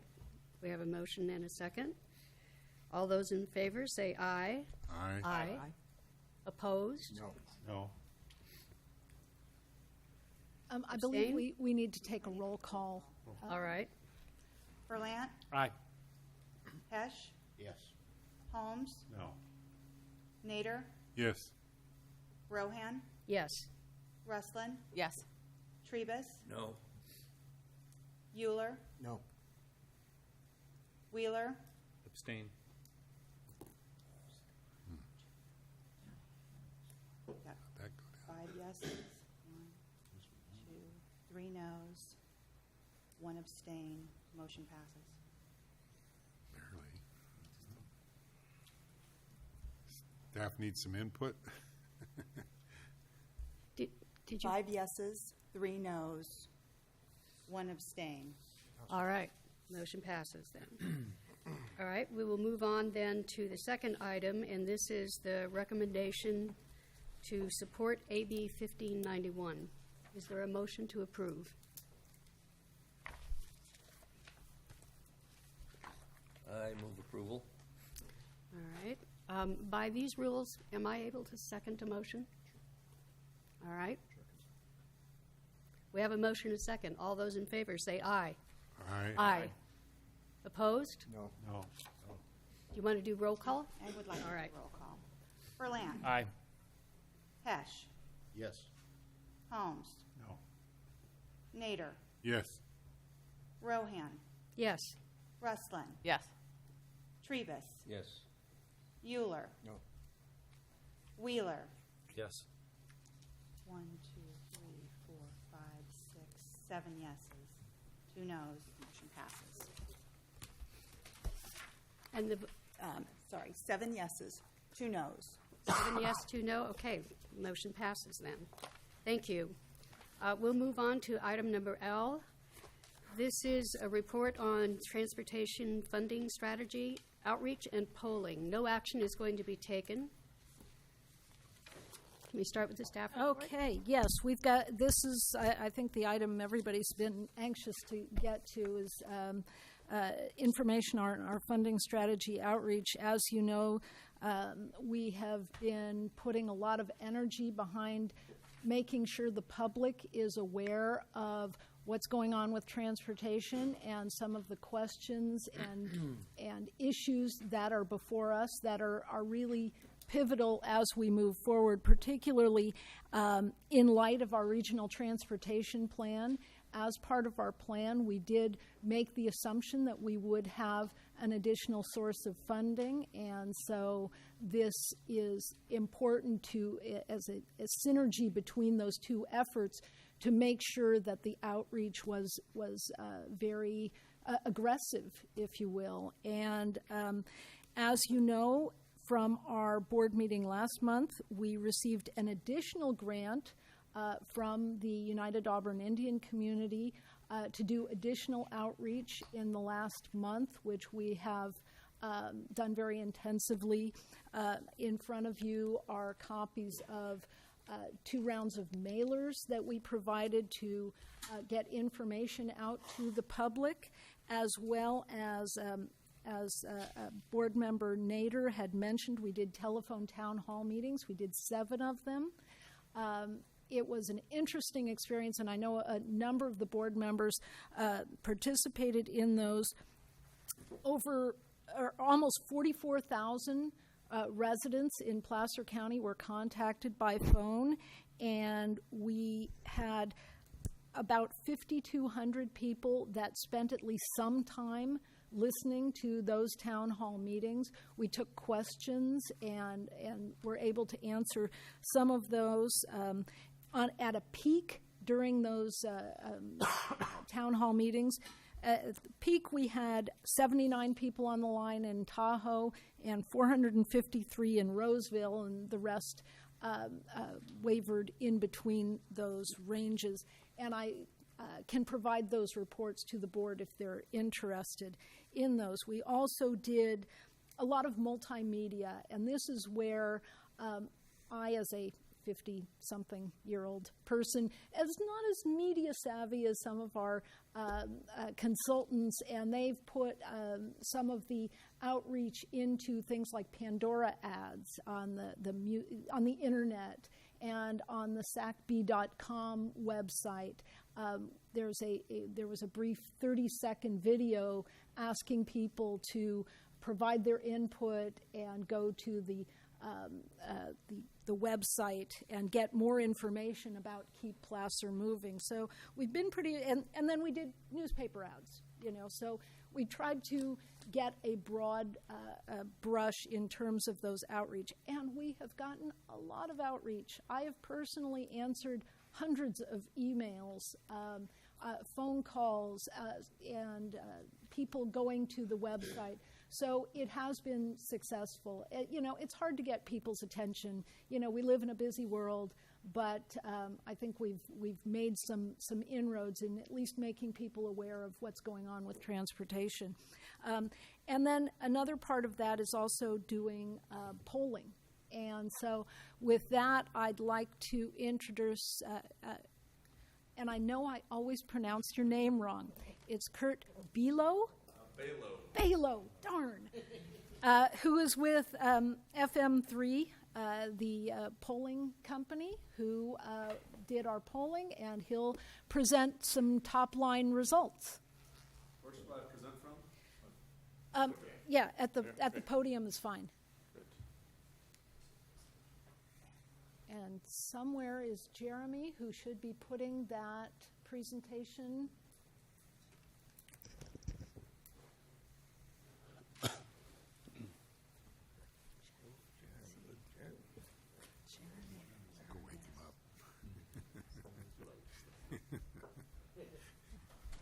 Okay, we're checking with our technical folks on the presentation. It's a very elaborate presentation, I Yeah, can tell. it's awesome. The graphics. Perhaps you can start with just a little bit of background in terms of how you Sure. put together the Sure. So I guess I'll just start maybe just talking about the survey in the context of some of the other research we've done and the methodology, then we can hopefully get the charts to catch up here. So this is the third survey we've conducted, investigating, specifically looking at some of the feasibility here, and since 2014 and 15 and now. This time, we've always been looking at November 2016 voters based upon a likely turnout model. And this time, we did a slightly shorter survey than we did in the past, but a bigger, boosted up our sample size so that we have a more robust sample to dig into details in the future. So we conducted 901 telephone interviews this time, and we finished those February 11th through 17th. So this is pretty hot off the presses, only a few days out of the field at this point. So the margin of sampling error for the entire county is 3.3%. Round down to 3, round up to 4 if you want. And we have some comparison points going back to those more recent surveys as well. I guess I should start. It's my understanding that, do you have the thumb drive? I'll put it that way. Oh. No, No, but that was done when I was not in the office. So I can. Okay, we're working on that. If you want to just continue, Sure.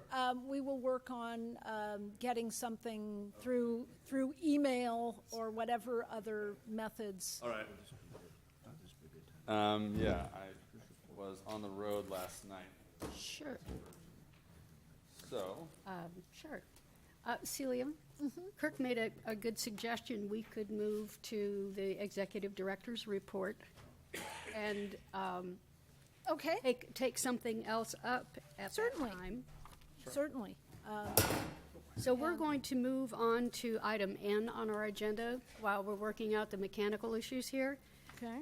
This is an opportunity for Celia to give us a report. However, while she's struggling to look for her papers, I want to steal a little bit of her time away and let the board and the public know here that Celia has recently found out that she was elected to the College of Fellows of the American Institute of Certified Planners.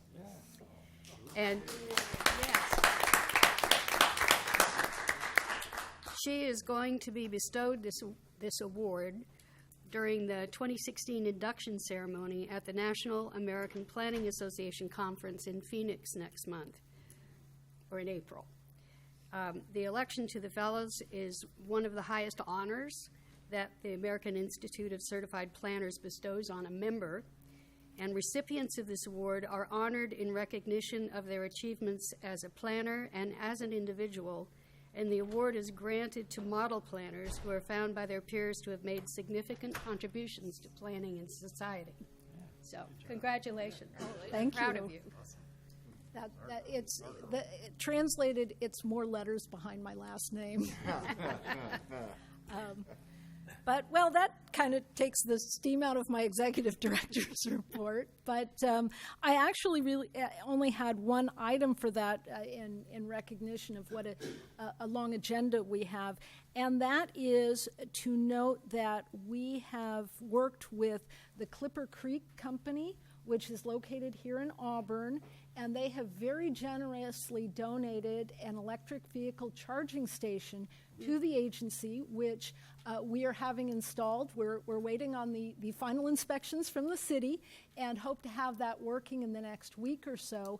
And so we do expect to be doing a ribbon cutting ceremony to celebrate that first of all, very generous donation, and as a way of sort of, as it were, walking the walk as well as talking the talk when it comes to all different forms of mobility.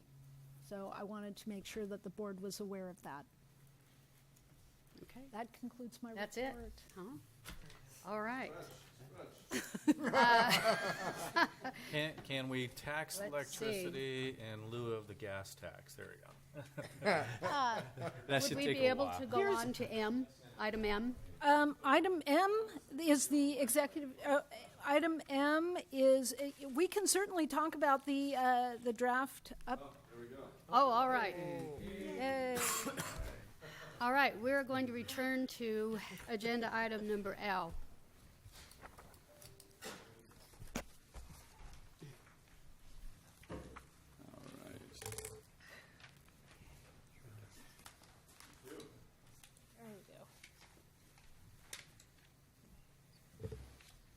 Okay, so I will skip ahead to some of the key findings from the survey research, and we'll go through some of these in a little more detail.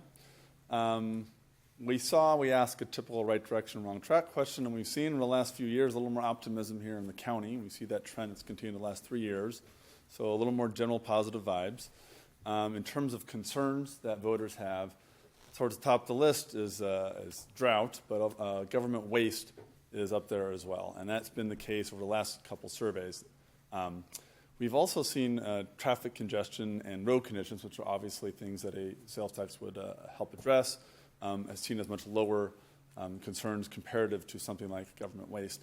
Although we'll see in here that those issues have become a little more salient in the past year, the road issues. And I think that may indicate some of the slightly changing opinions about some of these issues over the course of the last 6 to 12 months. When it comes to an actual sales tax measure, we asked about a half cent, which we've done before. It was at 63% yes. It was 61% when we tested it the last couple times, so only up a couple points. Nothing typically dramatic though. And we'll look into this in a little more detail. So, in terms of the issue context, I promised a little more optimism here. So, going back to 2013, we've actually seen the numbers of those who feel like the county's heading in the right direction go from 63% up to 70% now. And so generally speaking, a little more optimism here across the county. We asked about the Board of Supervisors and opinions about them, and they've been roughly in the 50-ish range favorables and in the mid-teens in terms of unfavorables, with a reasonable amount in the gray area, which is people who don't feel like they have enough familiarity to make voice much of an opinion here. You'll see not a lot of intensity about opinions about the board. Frankly, the dark blue bars are those who have a very favorable opinion, and the darker orange bars are very unfavorable, generally pretty small slices. So by and large, voters are a little more in the middle area when it comes to their impressions of the board, although tilting to the positive side. And here's where we get into questions that are more pertinent to an actual potential sales tax measure, which is we read the same series of issues with a few tweaks in the last couple surveys. These are potential problems facing your county. How serious a problem do you feel like they are to you personally? Extremely, very serious, somewhat or not too serious. And if you look at this here, you'll see we drew a dotted line there for the two things that are really at the top of the list. The drought, the second item there at 61%, feel like it's an extremely very serious problem, despite the rains we had a few months ago, which have now stopped. It has been the top issue up and down the state for a couple of years now. That's not surprising.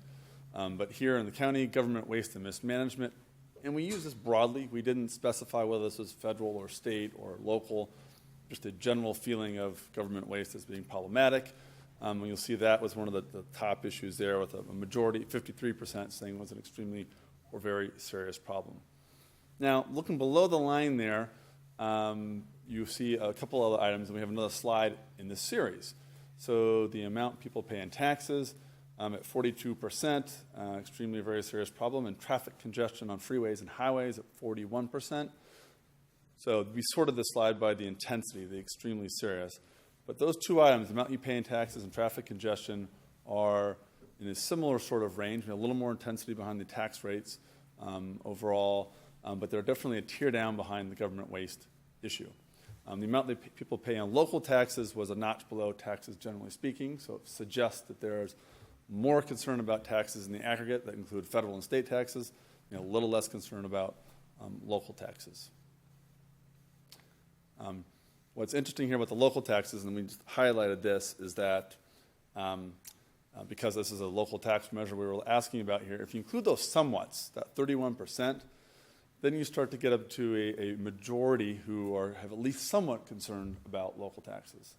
They don't have not necessarily a lot of intensity behind that per se, but in the context of looking at a local tax measure and interpreting some of those results, it's helpful, I think, to keep that in mind. The second side in this series looked at some issues where, generally speaking, you see the intensities get much lower. Those dark orange bars, those who think these items are extremely serious problems, all get to be around 10% or so. And this is where you see a lot of traffic congestion, conditions of roadways, potholes, and things of that nature. You have to add up the light blue bars here to get into the majorities who feel like these are concerns, but that includes the somewhats. But the intensity is much lower than what we saw on the other slide talking about something like government waste or the drought. So I think this sort of shows where voters' heads are on some of these issues, the congestion and the roads. They're concerns, but they don't have quite the same oomph as some of the other things they're considering. However, we did ask some of these, and we have some comparison points from our last survey. And if you look at the government waste and the taxes and the state funding, these bigger funding issues, they've been very steady. They have not changed since our last survey. So these perceptions are kind of where they are, at least they have been in the course of the last roughly year or so. But if you look at some of these concerns about traffic congestion, local highway road conditions, and transportation funding from the state and federal government, you'll see the concerns about those have all increased in the last year. Not dramatically, but consistently across the board. So concerns about traffic congestion, you now have 9% more who feel more intensely about that. Condition on local streets and roadways has gone from 18 to 27% who feel like that's an extremely or very serious problem. And the state funding concerns, that's also gone up a tick as well. So by and large, the concerns about tax levels, government waste have been pretty steady. Concerns about congestion and road conditions have gone up a little bit, if not in aggregate, at least in intensity over the course of the past year. There are a couple questions. We asked more robust questions in prior surveys about the agency itself.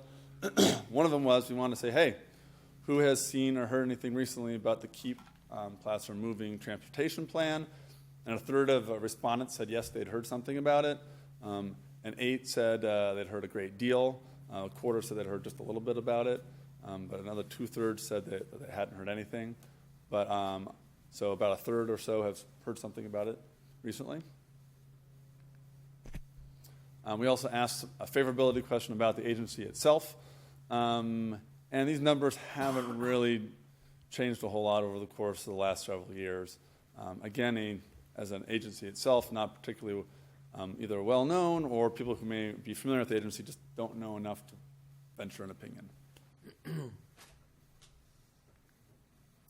So we did ask, in the last survey or two, we've said, well, we understood this is the case, so we provided some background information. You may recognize this language is very similar to what we included in our last survey. Let's provide some background information about what the agency does. And with that information, tell us what kind of a job do you think they're doing addressing transportation and traffic issues locally.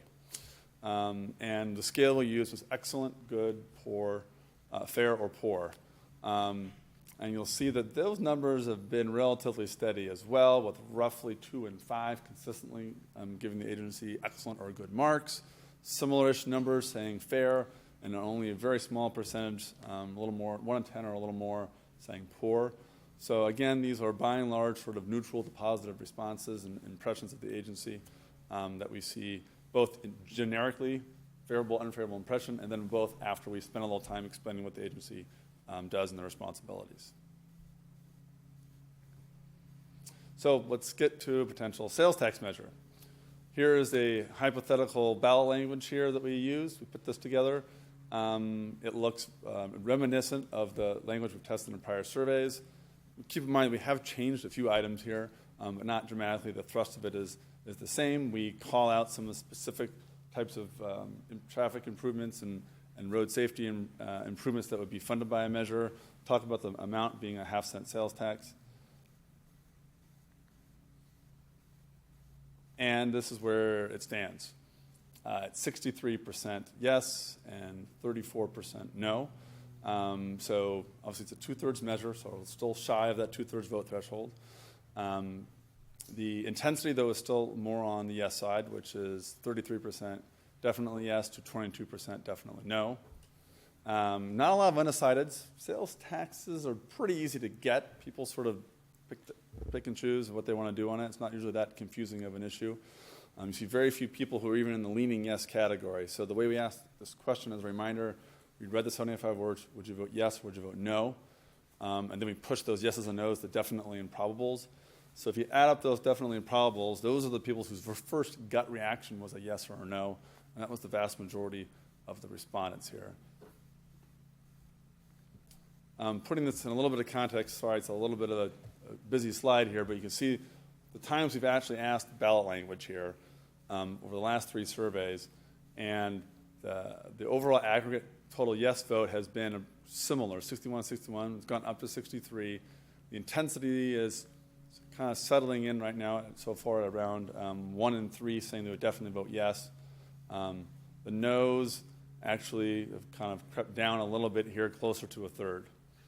But the trend has been very modest. It's pretty much margin of error stuff, but if you're looking at it, it is still at least in the right direction within that, understanding that it's within the margin of error. We also ask an awareness, kind of generically speaking, have you heard anything about a local transportation measure without getting into the details? Just tell us if you've heard anything about it. And we had 2 in 5 saying yes, they had. So 41% said yes, they'd heard something about it, and about 1 in 10 said they'd heard a great deal. So the awareness for the actual tax measure that we're asking here was a little bit higher than the actual transportation plan, which was about 33%. This is at 41%. We went through pulled out a couple of the demographics for the actual sales tax measure itself to see where support was strongest or weakest.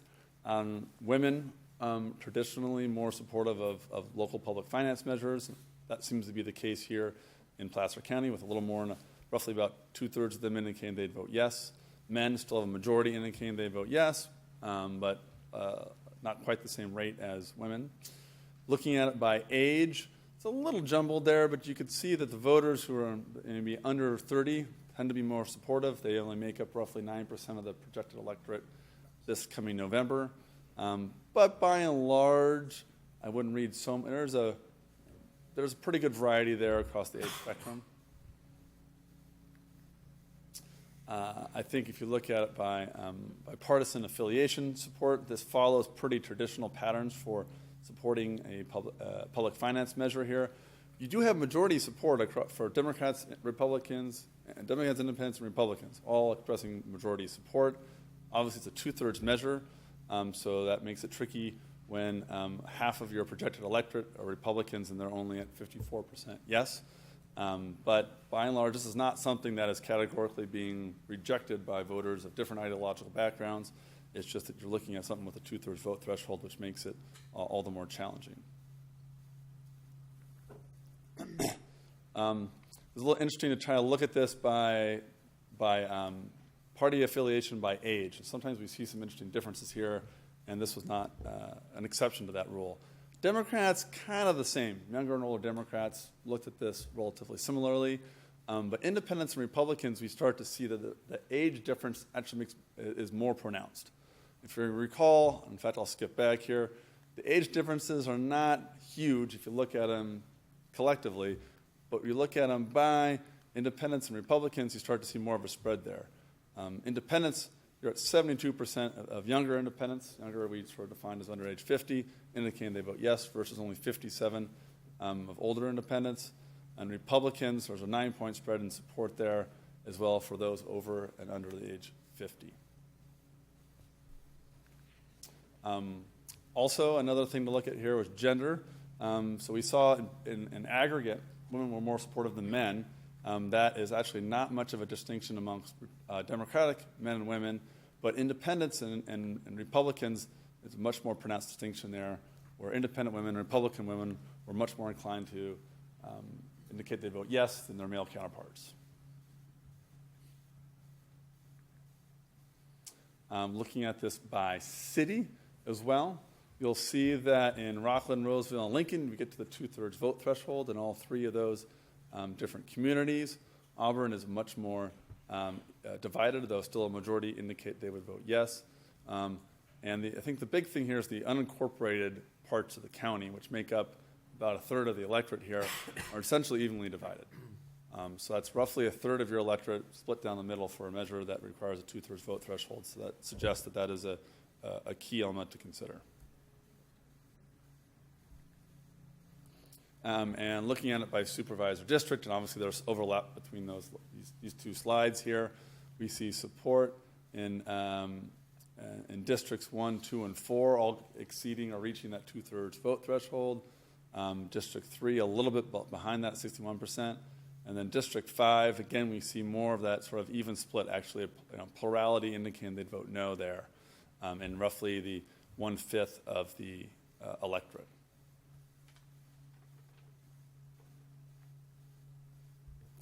One other thing to notice here was the perceptions about the job performance of the agency itself. And we cross-tab that against support for the measure. And you'll notice here that if you feel like the agency is doing an excellent or good job, you're much more inclined to indicate you'd vote yes on a measure at 72%. Those who fell in that fair category were still pretty inclined to vote yes, although a little below the 2/3 vote threshold. Those who said poor, now it's not a big percentage here, only 12% said poor, but a majority of them indicated that they would vote no on the measure. So clearly there's a correlation between the performance of the agency and the willingness to support a finance measure. So it's a little truncated here on the side, but we went through a variety of reasons why you may want to support a measure. And these help us sort of tease out what are the things that people find most beneficial about a sales tax measure benefiting transportation. We have 2 slides here, so probably a lot to digest right here. But we went through some very specific items here, talking about interchanges that would be addressed, specifically by the 8065, talking about Highway 85, talking about the potential of building in Placer Parkway. You see a lot of these have to do with different varieties of traffic congestion and addressing those. We also talked about the accountability provisions. We went through a couple of other items here, whether making matching funds available, the fact that it's more affordable to do stuff now rather than later, connecting to smarter transit options. I'll sort of skip to the punchline here, is that for each of these we asked how convincing of a reason would this be for you to vote yes on a measure. And the dark blue bars represent the percentage who said it would be a very convincing reason to vote yes. The light blue, somewhat convincing. And we've aggregated those on the right-hand side. So you see, and I'm trying to remember, the top items here, a lot of them were about traffic congestion. So that traffic argument was a generic traffic argument. And a couple of these other ones specifically talked about traffic congestion in the context of a unique area. Whether it be 65 or the 8065 interchange, or building the Placer Parkway to kind of relieve some congestion on other highways. So it seems like that addressing traffic congestion is one of the key benefits that voters would see of a measure. So in conclusion here, you still have a majority support, and it's been very consistent. You're getting at or above 3 in 5 voters who every time we've asked about this, in different types of climates now, electoral climates, 14, 15, now and 16, have indicated they vote yes. So I think we can safely say that a majority of Placer County voters are inclined to support a transportation sales tax measure at the half cent level. Obviously, the rub here is that you need to get to 2/3 to pass it. And we haven't been able to get to that level in any of these surveys we've looked at here. In terms of what may explain part of that, I mean, obviously, traffic congestion, road conditions are maybe seen as slightly more pressing issues, but they still pale behind concerns about government waste and inefficiency. And that's a lens through which voters are viewing this. And so maybe those trends the transportation issues will continue to be seen as more pressing issues between now and elections, should you decide to put something on the ballot. But, it's hard to predict whether that will happen. So there is no way to get to that 2/3 level there's not a lot of undecideds hanging out there. So to get to that 2/3 level, some of the people who are more tentatively inclined to vote no would have to, between now and an election date, change their minds and decide they vote yes. You don't need a ton of them to get to 2/3, but obviously some of those people who, at first blush, current snapshot in February of this year would be inclined to vote no would have to change their minds. All right. That's the end of our presentation. Okay. And then next, I'd like to ask our consultant, Jeff Flint from FSB Core Strategies, to summarize some of our efforts and what all this means.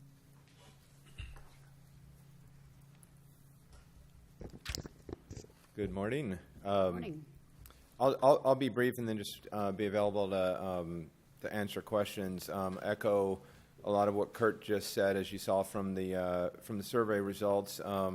It's you know, and I should probably always give the caveat that I'm speaking about this not as an advocate for it right now or a consultant to the agency. So we're not advocating for the passage of the measure. I want to provide information to you as you ultimately consider whether or not to place the measure on the ballot, and I'll in the context of whether that would be a futile gesture, because you know, I don't think any of you are interested in wasting everybody's time and money for futile gestures. So in that context of the deliberations you might make at a future date whether or not to place the measure on the ballot, I would say obviously I agree with Kurt's conclusions that it is a challenging task. Certainly, you know that in a county like Placer County to get a 2/3 vote on a new tax is always going to be challenging. You see slow but steady progress in the direction of it not being a futile gesture. The number of no votes going down, it's been ticking down 2 or 3 points every year. The yes votes seem to have broken out of the low 60s and start to rise into the mid 60s. You do need to get some no voters to switch to yes for a measure to be successful, but you see that happening. If you I don't want to go back and put a slide up, but when you go from 61 to 37, so you're plus 24. Now you're at 63 to 34. So you've made a net 5 or 6 points in the right direction.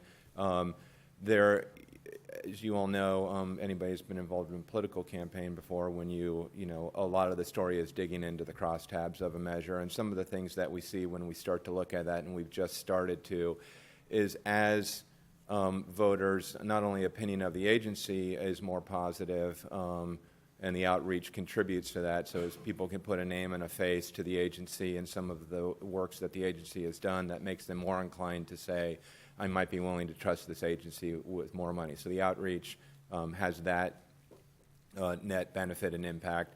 The other is just awareness overall of this effort. And you saw that, well, Celia would tell you that it's been extraordinarily intensive, particularly the last few months in terms of the outreach. We all know, as she alluded to, in the busy lives that people live and the ways their intentions get drawn.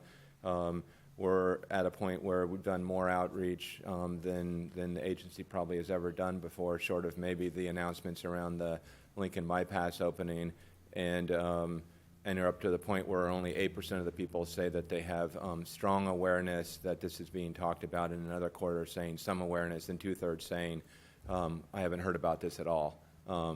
And you know, you want to ask yourself, where have those people been? Because we've been working pretty hard on outreach, but if you look into the crosstabs, the people that are more aware of it, there is a small but noticeable, in my mind, increase in intensity and likelihood of supporting the measure. And it's not a huge amount, but it's There's enough in there that I think as people, again, become more aware of the agency, become more aware of the problems, you see an increase in the number of people naming traffic issues as more important to them.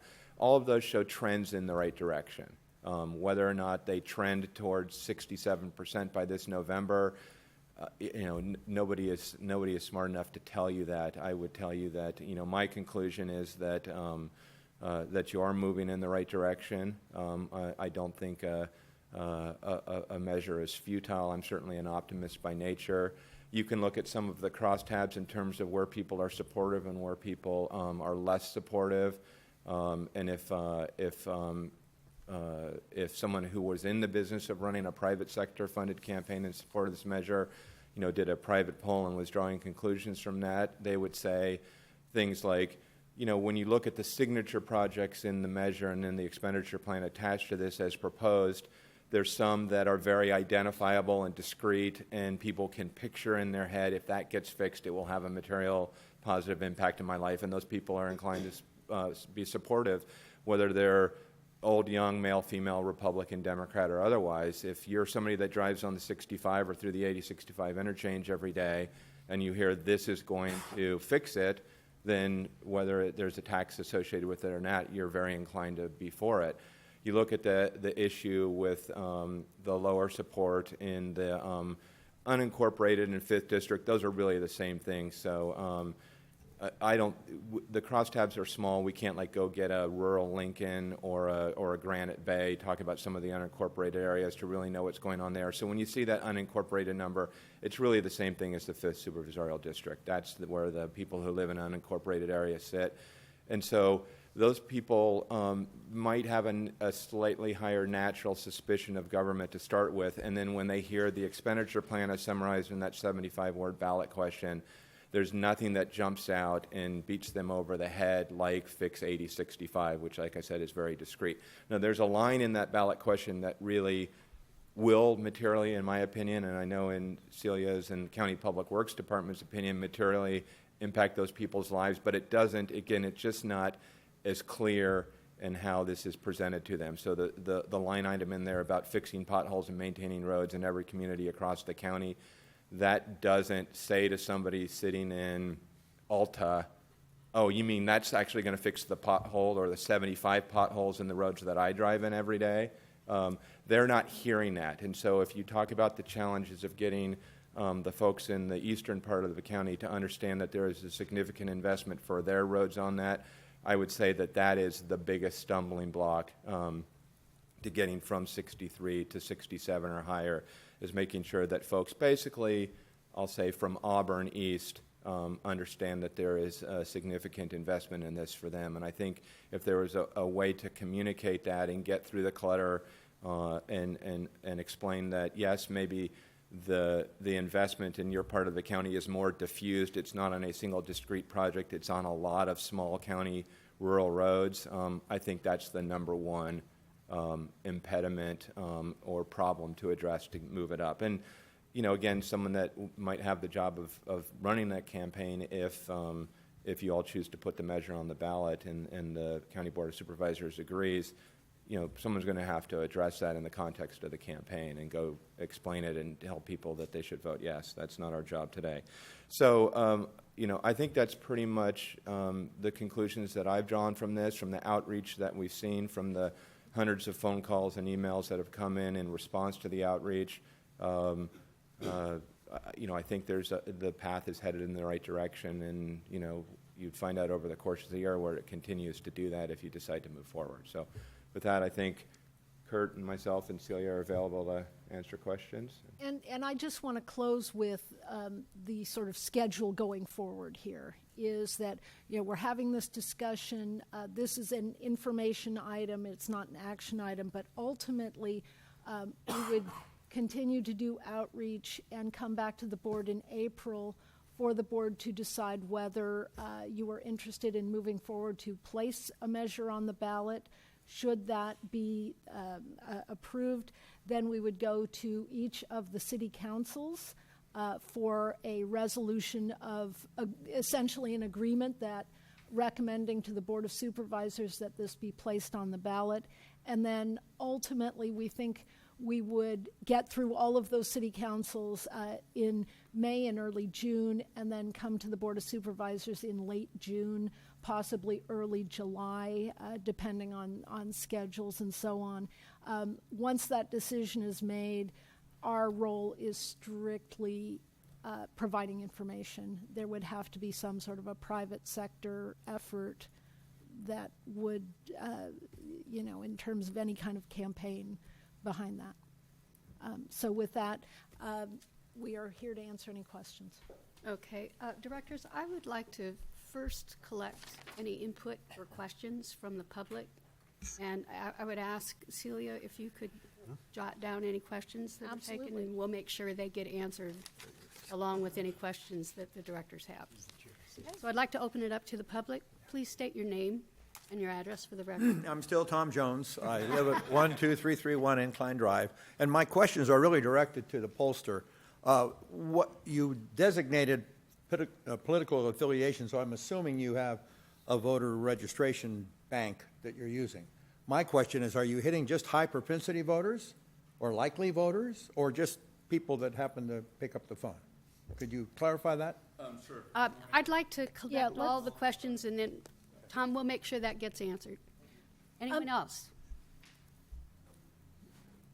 Please come forward. State your name for the record. Yes, I am still Mike Barnbaum of Ride Downtown 916, and I'm still at 81 Dean Road in Sacramento. This item before you actually brings full circle from many of the previous items on this heavy agenda day. It is so competitive out there getting state and federal funding, and just to rely on that, it is not the best practice going forward. But what you see here, to have such a measure and become a self-help county, going back to some of those unmet transit needs we discussed earlier, perhaps, as was stated in that report, as it relates to this item, many of them could perhaps be unmet transit needs conditionally to be met, but conditionally upon available funding. As with anything in transportation, it is all contingent upon funding. And this potential measure, if you move forward with something on the ballot, if I have the date right, Tuesday, November 8th, would bring it full circle. The polling certainly looks encouraging and enticing going forward. And if there's anything that either I myself can do or folks in my group can do, we'll certainly be available to help. We typically have member Ride Downtown 916 meetings just informally to talk about stuff, whether it's directly or indirectly related to the Golden One Center. And certainly this falls in that category. And we have a game tonight against the Spurs on ESPN. We'll be there.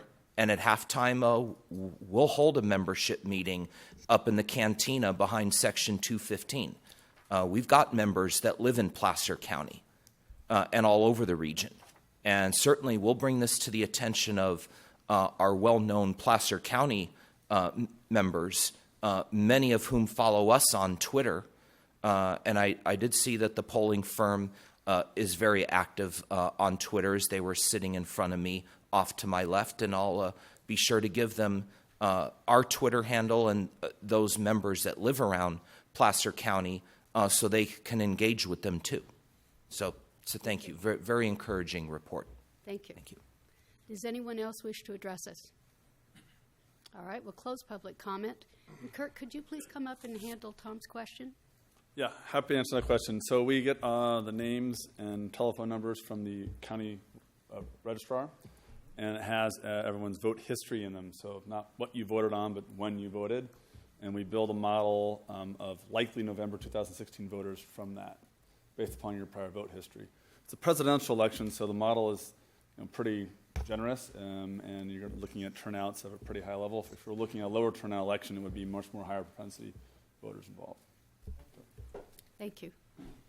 All right, directors, the consultants, and Celia are here to answer any other questions that you might have at this time. Chair Ryan. Yeah, if I may, I wish I shared the gentleman's enthusiasm over the results. As I'm looking at this, I've seen a fairly aggressive 2-year campaign that we've engaged in. We've spent a lot of time and a lot of money, a lot of staff time. We've had no money spent against us. We've had no coordinated effort against the sales tax measure, and yet we've only seen the needle move within the margin of error. It has not been an appreciable movement, and I just see, based on what we're seeing nationally right now, in terms of Republicans overperforming in presidential primaries and Democrats underperforming in terms of total voter turnout. You apply that model against this, you have where Republicans were at 55% likely support, if my memory serves, not having it in front of me. I see a very heavy lift. And my only question, I guess, for our consultants is, when looking at something like this, as far as I'm concerned, and we're looking at a 20-year transportation plan that we've got in front of us that assumes revenue from something like this, I think the worst thing we could do is go on the ballot and lose, as opposed to not go on the ballot at all. Because I think the opportunity to come back for a second bite at the apple 2 years hence, after a little, is a lot tougher. So I guess, I'm throwing this out. I'm not predisposed one way or the other. I'm just looking at the raw numbers. I was really hoping we were going to see polling numbers that were going to show more of an increase, more people into that undecided category, and I'm not seeing the kind of movement I was hoping. Jeff, you hit on it. The overall awareness after the pieces of mail that I've received, after my son coming to me saying, "Aren't you on this?" He's listening to Pandora. "Aren't you on this board? They got this tax thing they keep talking about." As he's listening to Pandora. We spent a lot of time and a lot of money and a lot of effort, and I'm just not, unfortunately, seeing the positive impact I would like to have seen in order for us to comfortably move forward with a measure this year. And so, as somebody who's done this before, Jeff, I guess I'm asking you for your thoughts, kind of. Sure, happy to do that. I mean, it is, I do, in other occasions and with other hats on, run political campaigns. And we've run successful transportation sales tax measures in more conservative and Republican counties, as you all know. So we know if I had that political campaign consulting hat on, I would say things like to you, like, you haven't. Gosh, there's so many ways to answer the question. It's sort of if you've been out running, I've run gubernatorial campaigns before, and it's the speech you give to a gubernatorial candidate or presidential candidate at the point that you are on the verge of shooting yourself in the head because you've given the same speech 20 times a day for a month. That's the point that one person might remember that they've heard you speak before. And so we just understand the world we live in. We have a sort of a rule of thumb in a campaign is if you've sent something to somebody 3 times, 3 campaign mailers, it's the point where you think you might start to penetrate, and that's to drive one message. And then if you want to drive multiple messages, you have to do each of those 3 times. So we've done a lot by traditional standards and for a public agency. I would guess, and I'm just doing rough math in my head as I stand here, that the agency has probably spent on more aggressive public outreach over the last few months, $200,000 to run an effective campaign where you're driving a message, a countywide campaign on a difficult and controversial issue in Placer County is probably $1 million to $1.25 million campaign. So if you, none of these things are straight line comparisons. Kurt would tell you that. I would tell you that. So to say you spent a couple $100,000 and you moved it 2 points, I mean, you could do the math if you spent 5 to 6 times that amount of money in the context of an actual political campaign, where, again, in a political campaign, you can say things you can't say with public agency money, like vote yes on this. Right. These mailers were intentionally designed with public dollars to be informational. There's a problem. The problem's going to get worse. One of the solutions might be to have some local money. We're not necessarily telling you that's the only solution or it's a solution you should be for. You should just be aware that there's a problem coming down the road. In a campaign, you would say there's a really big problem, and if you don't vote yes, your life is over. So understand, political campaigns, rhetoric is a little bit more like the lines of what you see from presidential candidates right now. So, so you can just be a little sharper in your message communication. So, again, I would by not any means tell you that this is an easy task in front of this. The history of these measures on counties, for the most part, that have not had one and passed it, the history is more of trying once and failing before succeeding. It's been very few that got it passed on their first try. And there is no evidence that failing once caused it to go poorly the second time. In fact, the evidence, if you look at it in that sort of discrete fact set, I don't know if there's an actual conclusion there. Probably likely what happens is over the course of 2 or 4 years later, as traffic gets that much worse. Right. But there is an element, I believe, of voters saying, we had a chance to fix it 2 years ago. Nobody came along with a secret pile of money since then. Maybe they were telling the truth when they said that there is no other way to solve this problem without raising the money ourselves locally. So it's a hard campaign to win this. It's not insurmountable, in my opinion. And I think there is, my personal opinion, I'll say this speaking as a voter in Placer County, is give people an opportunity to address the problem, and if they don't choose to do so, I think you can all look yourselves in the mirror and say, we gave you an opportunity.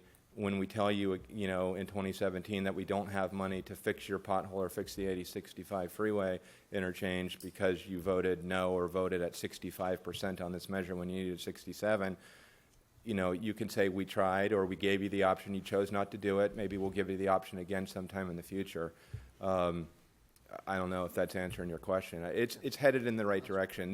Before FM3 was brought on, if you'll recall, with the previous polling firm you had, there were times where this was polling not only short of 67%, but short of 50%. Now, we've done a lot to refine the measure since then, where we tell people more specifically what you get for it, and that always helps on these kinds of measures. But you started at 37%.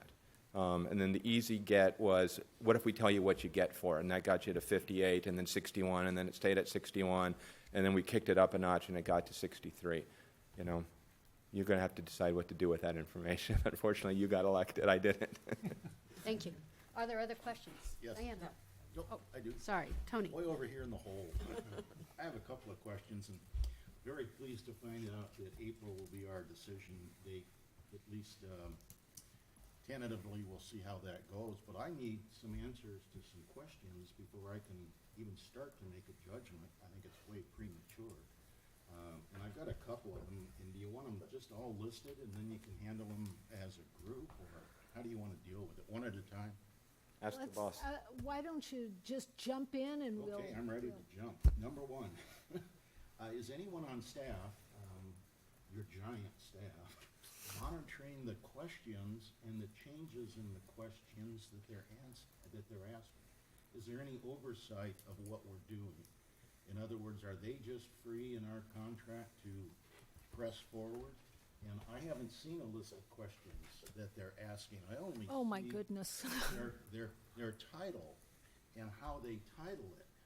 I don't see the questions they ask to get the answers. Are you asking about the questions that are being asked by the public of us, or the polling They're questions? In the survey. We can get that for you. So if I can into this quickly. At the bottom of these slides, it's in very small text because is the actual question language. So let me find so for example, in this case, it's the italicized language right there. Where, I don't see it. Have you heard or seen anything read? Oh, I got you. Okay, great. Now, if it's not there, then it is going to be, trying to find a better example. Right at the bottom. Right at the bottom here. Let me add that this is hot off the presses. And every board member will get the package of information with all this detail. So it's, yes, that's. Okay, so you're comfortable with that. I'm a little concerned, but I'm comfortable with going forward. Historically, what happens when this large, with your experience, what happens with this large pod of undecided votes? All of a sudden they find out about it. Are they usually made up of a ton of no's because they haven't been paying attention, they're not interested for whatever reason, they haven't heard about it, and then all of a sudden all these no's show up when they finally find out about it? What's been your experience? Two answers to the question. One is, on ballot measures, generally undecided voters tend to default more towards a no vote than a yes vote because they know in their head that that's a status quo vote. It's more of a do no harm vote if they don't know anything about it. However, if you remember Kurt's slide on this, there's very few undecided voters on this question right now, and it's again the point that he made that in a county like this, you tell people you'll get a lot of road improvements if you vote to impose a half-cent sales tax on yourself. That's a polarizing question. You're down to 6% of the electorate that said that they're undecided. A key number on this is you see the total no on there is 34. So right now, if you moved all three of the undecideds to yes, you'd be at 66 to 34, and somebody would be kicking themselves saying if I could have gotten a couple hundred more voters, it would be 67, 63. So the point Kurt made and I emphasized is clearly to be successful if you were on the yes side of this measure, is some of the people who are currently telling Kurt in this survey, I'm voting no, have to change their mind to yes. It's not enough to simply get every undecided voter to say they'll vote yes. Now, putting that hat on for sake of the discussion, I think there are a lot of people who are saying no right now because in their mind there's nothing in this for them. And that's generically, again speaking, that 50% of the people in the 5th District who are saying I'm voting no. In their mind, I'm paying a tax so that the people in Roseville and Rockland and Lincoln can get their freeways improved. And so if you were the campaign consultant for the yes campaign, you clearly have to address that problem. You have to tell the people up the hill, no, there's just as much money in this to fix the potholes on your roads if you want to win. And that would have the effect of switching some no's to yeses. Thanks. That's very helpful. And I guess the last thing I'm going to need, and I'll probably email you other ones, but the last thing I'm going to need to make an intelligent decision on whether to go forward or not are the actual costs. I'd like to see the costs to date that we've expended and the future. In other words, what are we going to save by voting no versus what we would do by what we would spend by voting yes? Well, I can answer that pretty quickly. I mean, aside from what, the outreach that we've done that you've seen in our overall work program and budget, at the end of this fiscal year, I mean, other than continuing to provide whatever information, that's it, essentially, for what our expenses are. The challenge is what we will be able to do to address our transportation needs is also going to be very small. I mean, obviously, we'll do everything we can with whatever dollar we've got, just like we always have. But, in terms of if this goes on the ballot and ultimately wins, you're going to see a new budget. Right.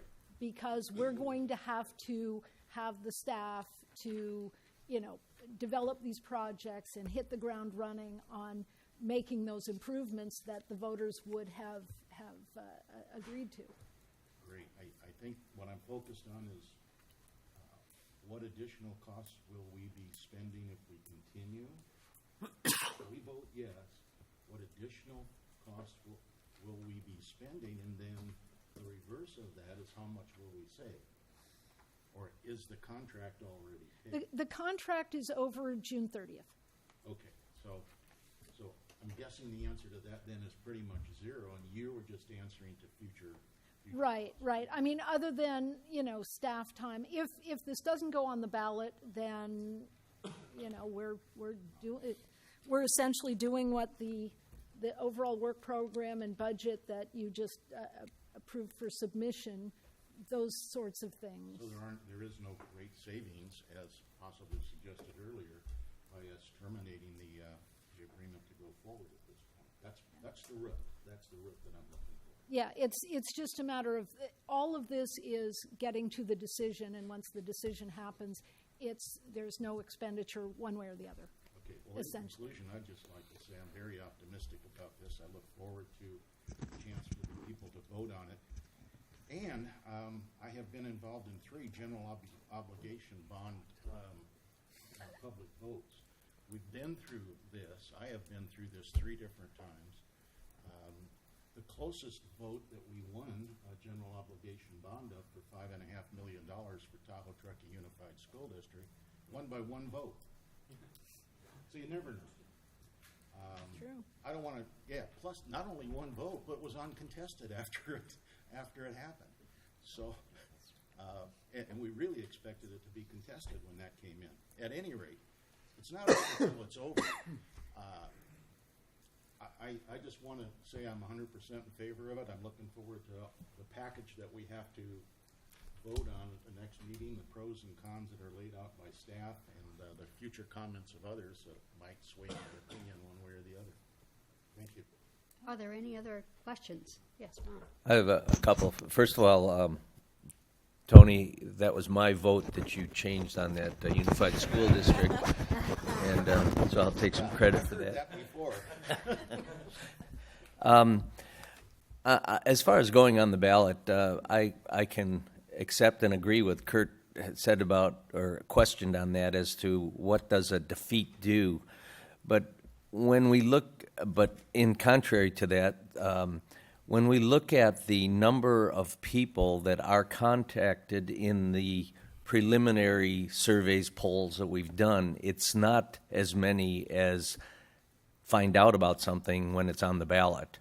And consequently, with a negative vote, more people become familiar with that if there is an additional campaign in 2 years or whatever, particularly if there is some additional trauma that occurs that might not have if they would have voted the first time. Whether or not that's reason or it's worth pursuing versus the negativity, I count on you guys for that. I'm now going to go to the small potato field up the mountain. And when we started looking at this, the North Lake Tahoe community, and that I realize is not just saying District 5, that's a portion of District 5, but it's probably a larger portion than some of the other total populations, looked at this as an opportunity, since we have been working closely with Placer County and the town of Truckee and Washoe County in Nevada, for developing a transit vision that was going to be great for locals, wonderful for employees, and also wonderful for all the visitors that come, lo and behold, some of them even from down this way up to the lake. And in doing that, we saw this as a potential of getting on a coattail, because we realized we don't, for the most part, have a number of voters that can really influence a county-wide proposal. I think that's changed a little bit as we've progressed, and Celia brought that up to me several months ago. You know, maybe this isn't just an opportunity for you to slip through and get in on this sales tax if it were to pass, but it might be that we need a couple of votes like Tony had just mentioned to help it go one way or the other. I think what we've done so far, and again, it's because of the percentage of the rest of the county that the resources need to go to, has not informed the North Lake Tahoe community to the extent we're ready to inform them of this. We've been working again with the county, and we're to the point of realizing that we need to do a voter survey that's much more intensive than a county-wide would be up there, that would add to the information level of all the voters. We have done a lot of survey monkey, I don't know which one that is. Anyway, that type of thing. We've just gone through a couple-year master plan where we've had tremendous community outreach, and we have a grip on what people feel is important in the lines of transportation-related expenditures. And now we want to go, though, and make sure we talk to the voter to make sure that what we've heard, and that's almost an even split of extended transit and trails, and then on the lower end of that, the road maintenance. We want to make sure that's the situation. I think with an adequate education or information on those elements, which I don't think has occurred yet through the county-wide process, just looking at the things that would be on the ballot, that has come to those voters. And I really think there would be a very strong chance of an increase in acceptability if we were able to get that word to the voters that this is how this sales tax would be going to assist our area there, with more frequent transportation, which is always the big rub that we hear, more off-season transportation, which is what we hear. Our bus stops at 6 o'clock at night, and we have people getting off work at 9 o'clock at night. And then our trail system, which is our highest priority and most desired for more and more so for getting to work as well as just for recreation. So I think from the east end of the county that we can, with the more intensive information and education, can perhaps make more of a difference than what was shown just in this here of the 4650, which was 21%, I think, is what you said, of the sample. Sorry to rattle on like that, but I think there is a real opportunity here that we want to go forward. And Kirk, I want to talk to you about doing a survey that we're ready to do that almost regardless of what the decision of this is here, because we're looking for initiating this transit vision over the next few years, hopefully in concert with the rest of the county, but we need to do it up there regardless, and we're prepared to go with that. So sorry again for taking so much time, but I think we can affect the vote more so than what it has shown so far. Are there other comments? Sure. Thank you, Chair Rohan.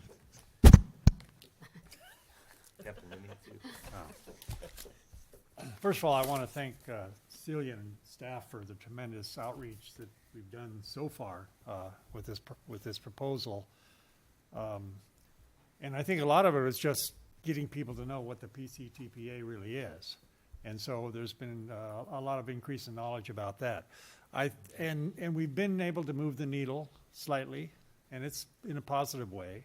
But I think as we go back to the jurisdictions and get a more defined message from what they expect and what they want to see in this, I think that will improve the needle, move it maybe over the edge. But I would recommend doing that, and we're going to be doing that in April, going to the cities. Is that? The plan is, actually, we're meeting with all of the city managers and public works directors in March to go over the expenditure plan. And if I can hear where you're getting at and get more of the details of what the local projects, what would they do with the money for local projects in a more specific way. Right. Which roads would they repave? Which improvements would they make? In getting that level of detail is important. Yeah, I think it's important to do that before we move forward, just to make sure that, and I agree with you for a change. We need to define what each jurisdiction would get out of this proposal. Yeah. Thank you. Yes, Danny. Just a quick comment. I just really want to emphasize what Supervisor Holmes has said, because I know for us, as a city being one of the lowest polled on here, though knowing that our residents have clearly told us as a council that road improvement is actually our number one priority. In a recent survey we commissioned, it was actually over police and fire. So I think that, and I'm encouraged, Celia, to hear that response, that you will be taking a proactive approach working with the cities, because I think our residents, when asked the question, if they know these are the 20 roads we'll be able to pave with this additional funding, that's going to really play into their decision on whether they support a local tax. Looking at out of the 7 brochures that went out, most of them are all about the interstate or a highway improvement. Ours in Auburn and for District 5 does not have that as an emphasis. We use a very vague term about local potholes. And so I think if we can put some true context to it, into some real streets, it takes away some of that vagueness. And the website itself, and again, I realize we're kind of in an educational mode, and we as a board have to make that decision on what that next step is if we go. But I think there needs to be a little bit more concreteness to it, and I do believe that meter will start to go up, because I think if given a choice of, am I sending my money from Auburn down to help something in Roseville, though I will tell you personally, I do commute, and I will appreciate the extra work that's done. But if I know that my street is being paved because of this regional measure, the residents are going to vote for it. So thank you again. I'm just reiterating what these two have said, because I think it is very important moving forward. Okay, yes, Dave. I'd like to just kind of dovetail on this. I just got this in the mail within the last week. Is our mail very slow in Loomis? I'm not really sure. Jeff might be able to answer more specifically about when they were mailed. Answer for the U.S. Postal Service. Yeah. I was on vacation one week and they held my mail. It may be that hostage, but everybody else. It's only been a couple of weeks, but everybody else that we heard from in the county got them within a day or two, and we send those out with bulk mail, so it's not always immediately the next day, but 95% of the county got it within a day or two of when we mailed it. When did you mail it? I can't tell you the exact date. It was. I think it was the second week of February, maybe. Second week of February? No, not. No, we. And this wasn't. If I can look at it, I'll tell you. No, there's other mailers, and this is why I asked the question: has the poll been done since those mailers gone out?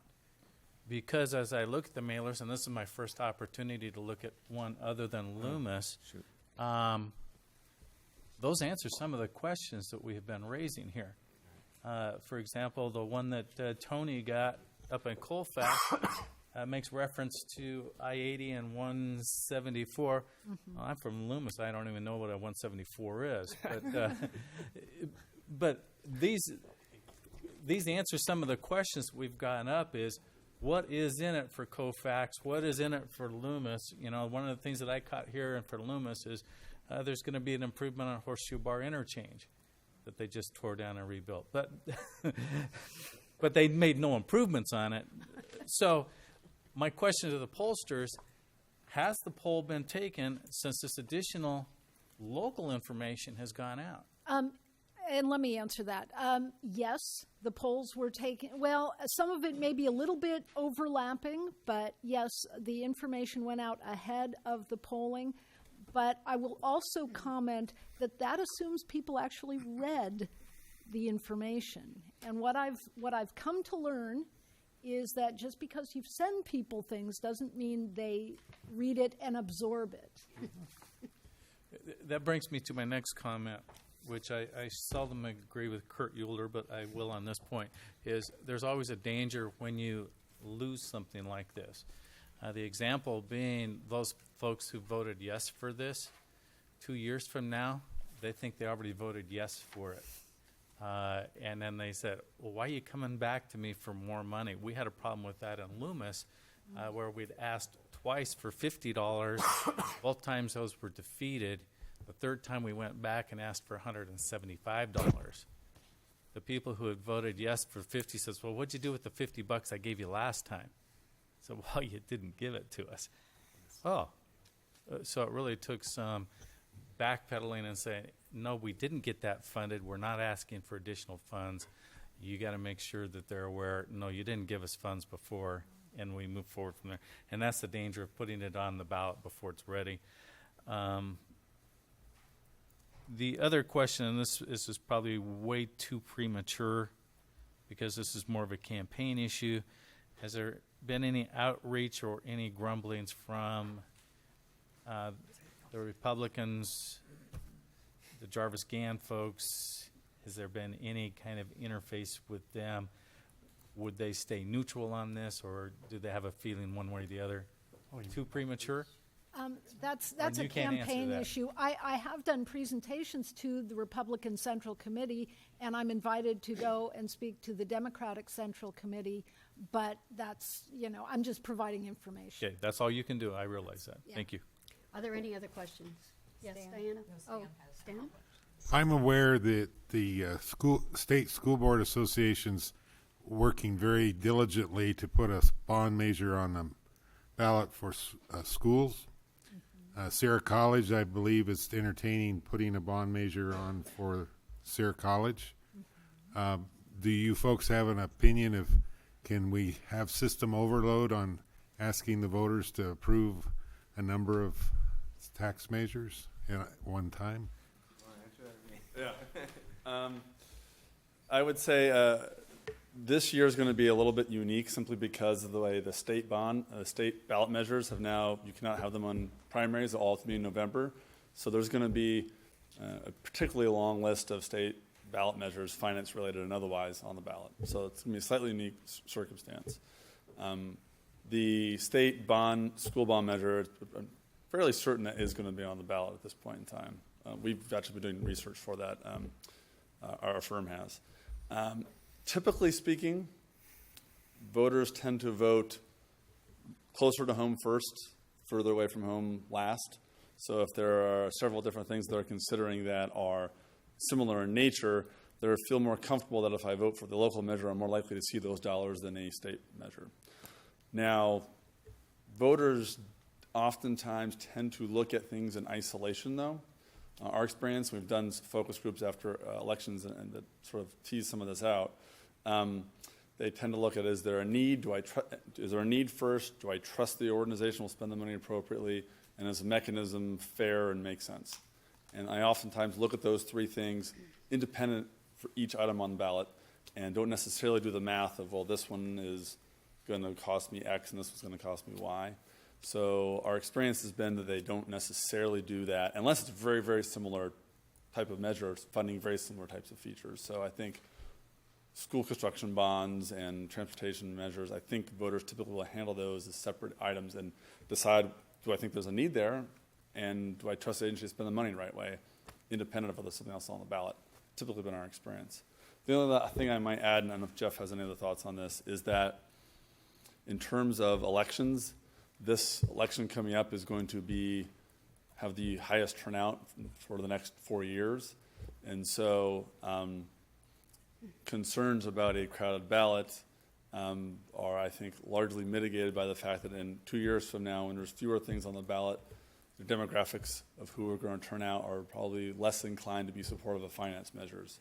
And so I think that comes out in the wash a little bit. Now, there's other external factors, and we've talked a little bit about what a community campaign might look like and whether or not that develops in a way and whether there's enough resources there to fund other types of multiple types of local issues. That's a separate issue, but from the actual polling and voters considering different measures, I'm a little bit less concerned about the crowded ballot. I do think that we're just going to have a lot of statewide measures, and just voters getting down to the bottom looking at local things is going to be a challenge regardless of whether the local measures are on the ballot.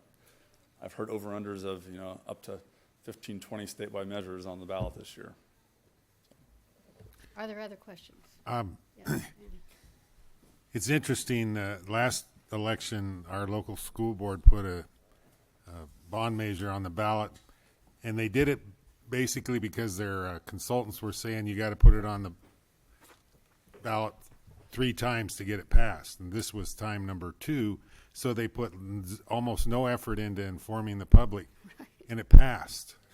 I mean, the district was totally shocked. So sometimes less is more. I wouldn't necessarily advocate that in this situation, but because looking at the data that you presented today, I see one of the key issues that we really need to work harder on is awareness of who the agency is in the tax measure itself, because that brown area was huge on both of those areas. So I'm sure you're going to be strategizing about how do we shrink those brown areas.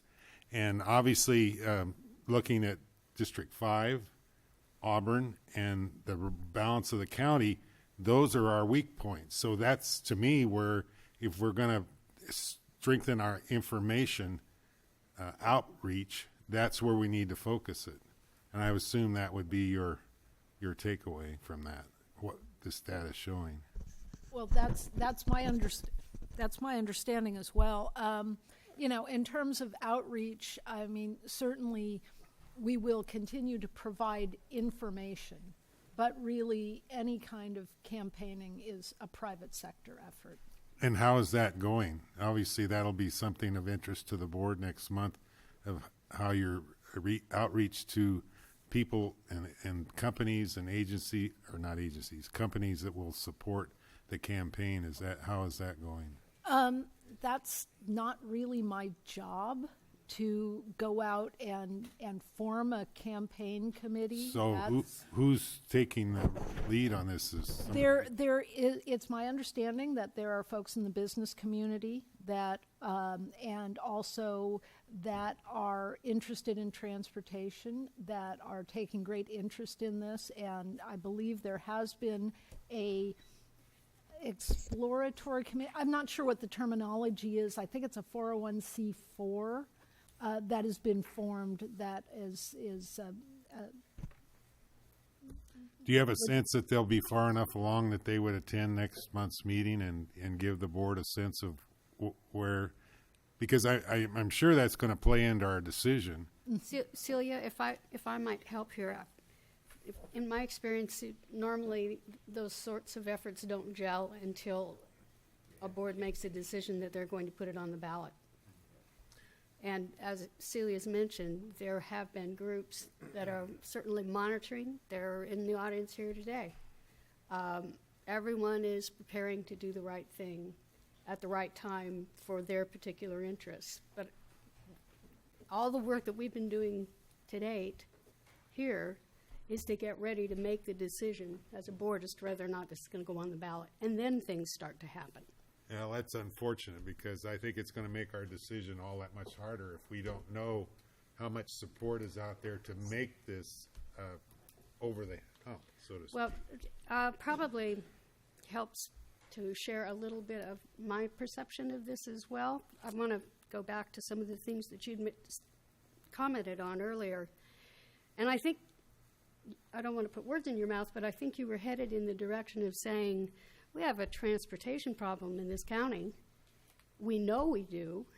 And this is one viable, real option to offer the public to change that scenario. And I think we're just going to have to move it in that direction to give people the tools they need to have the kind of lifestyle and the economy that they want.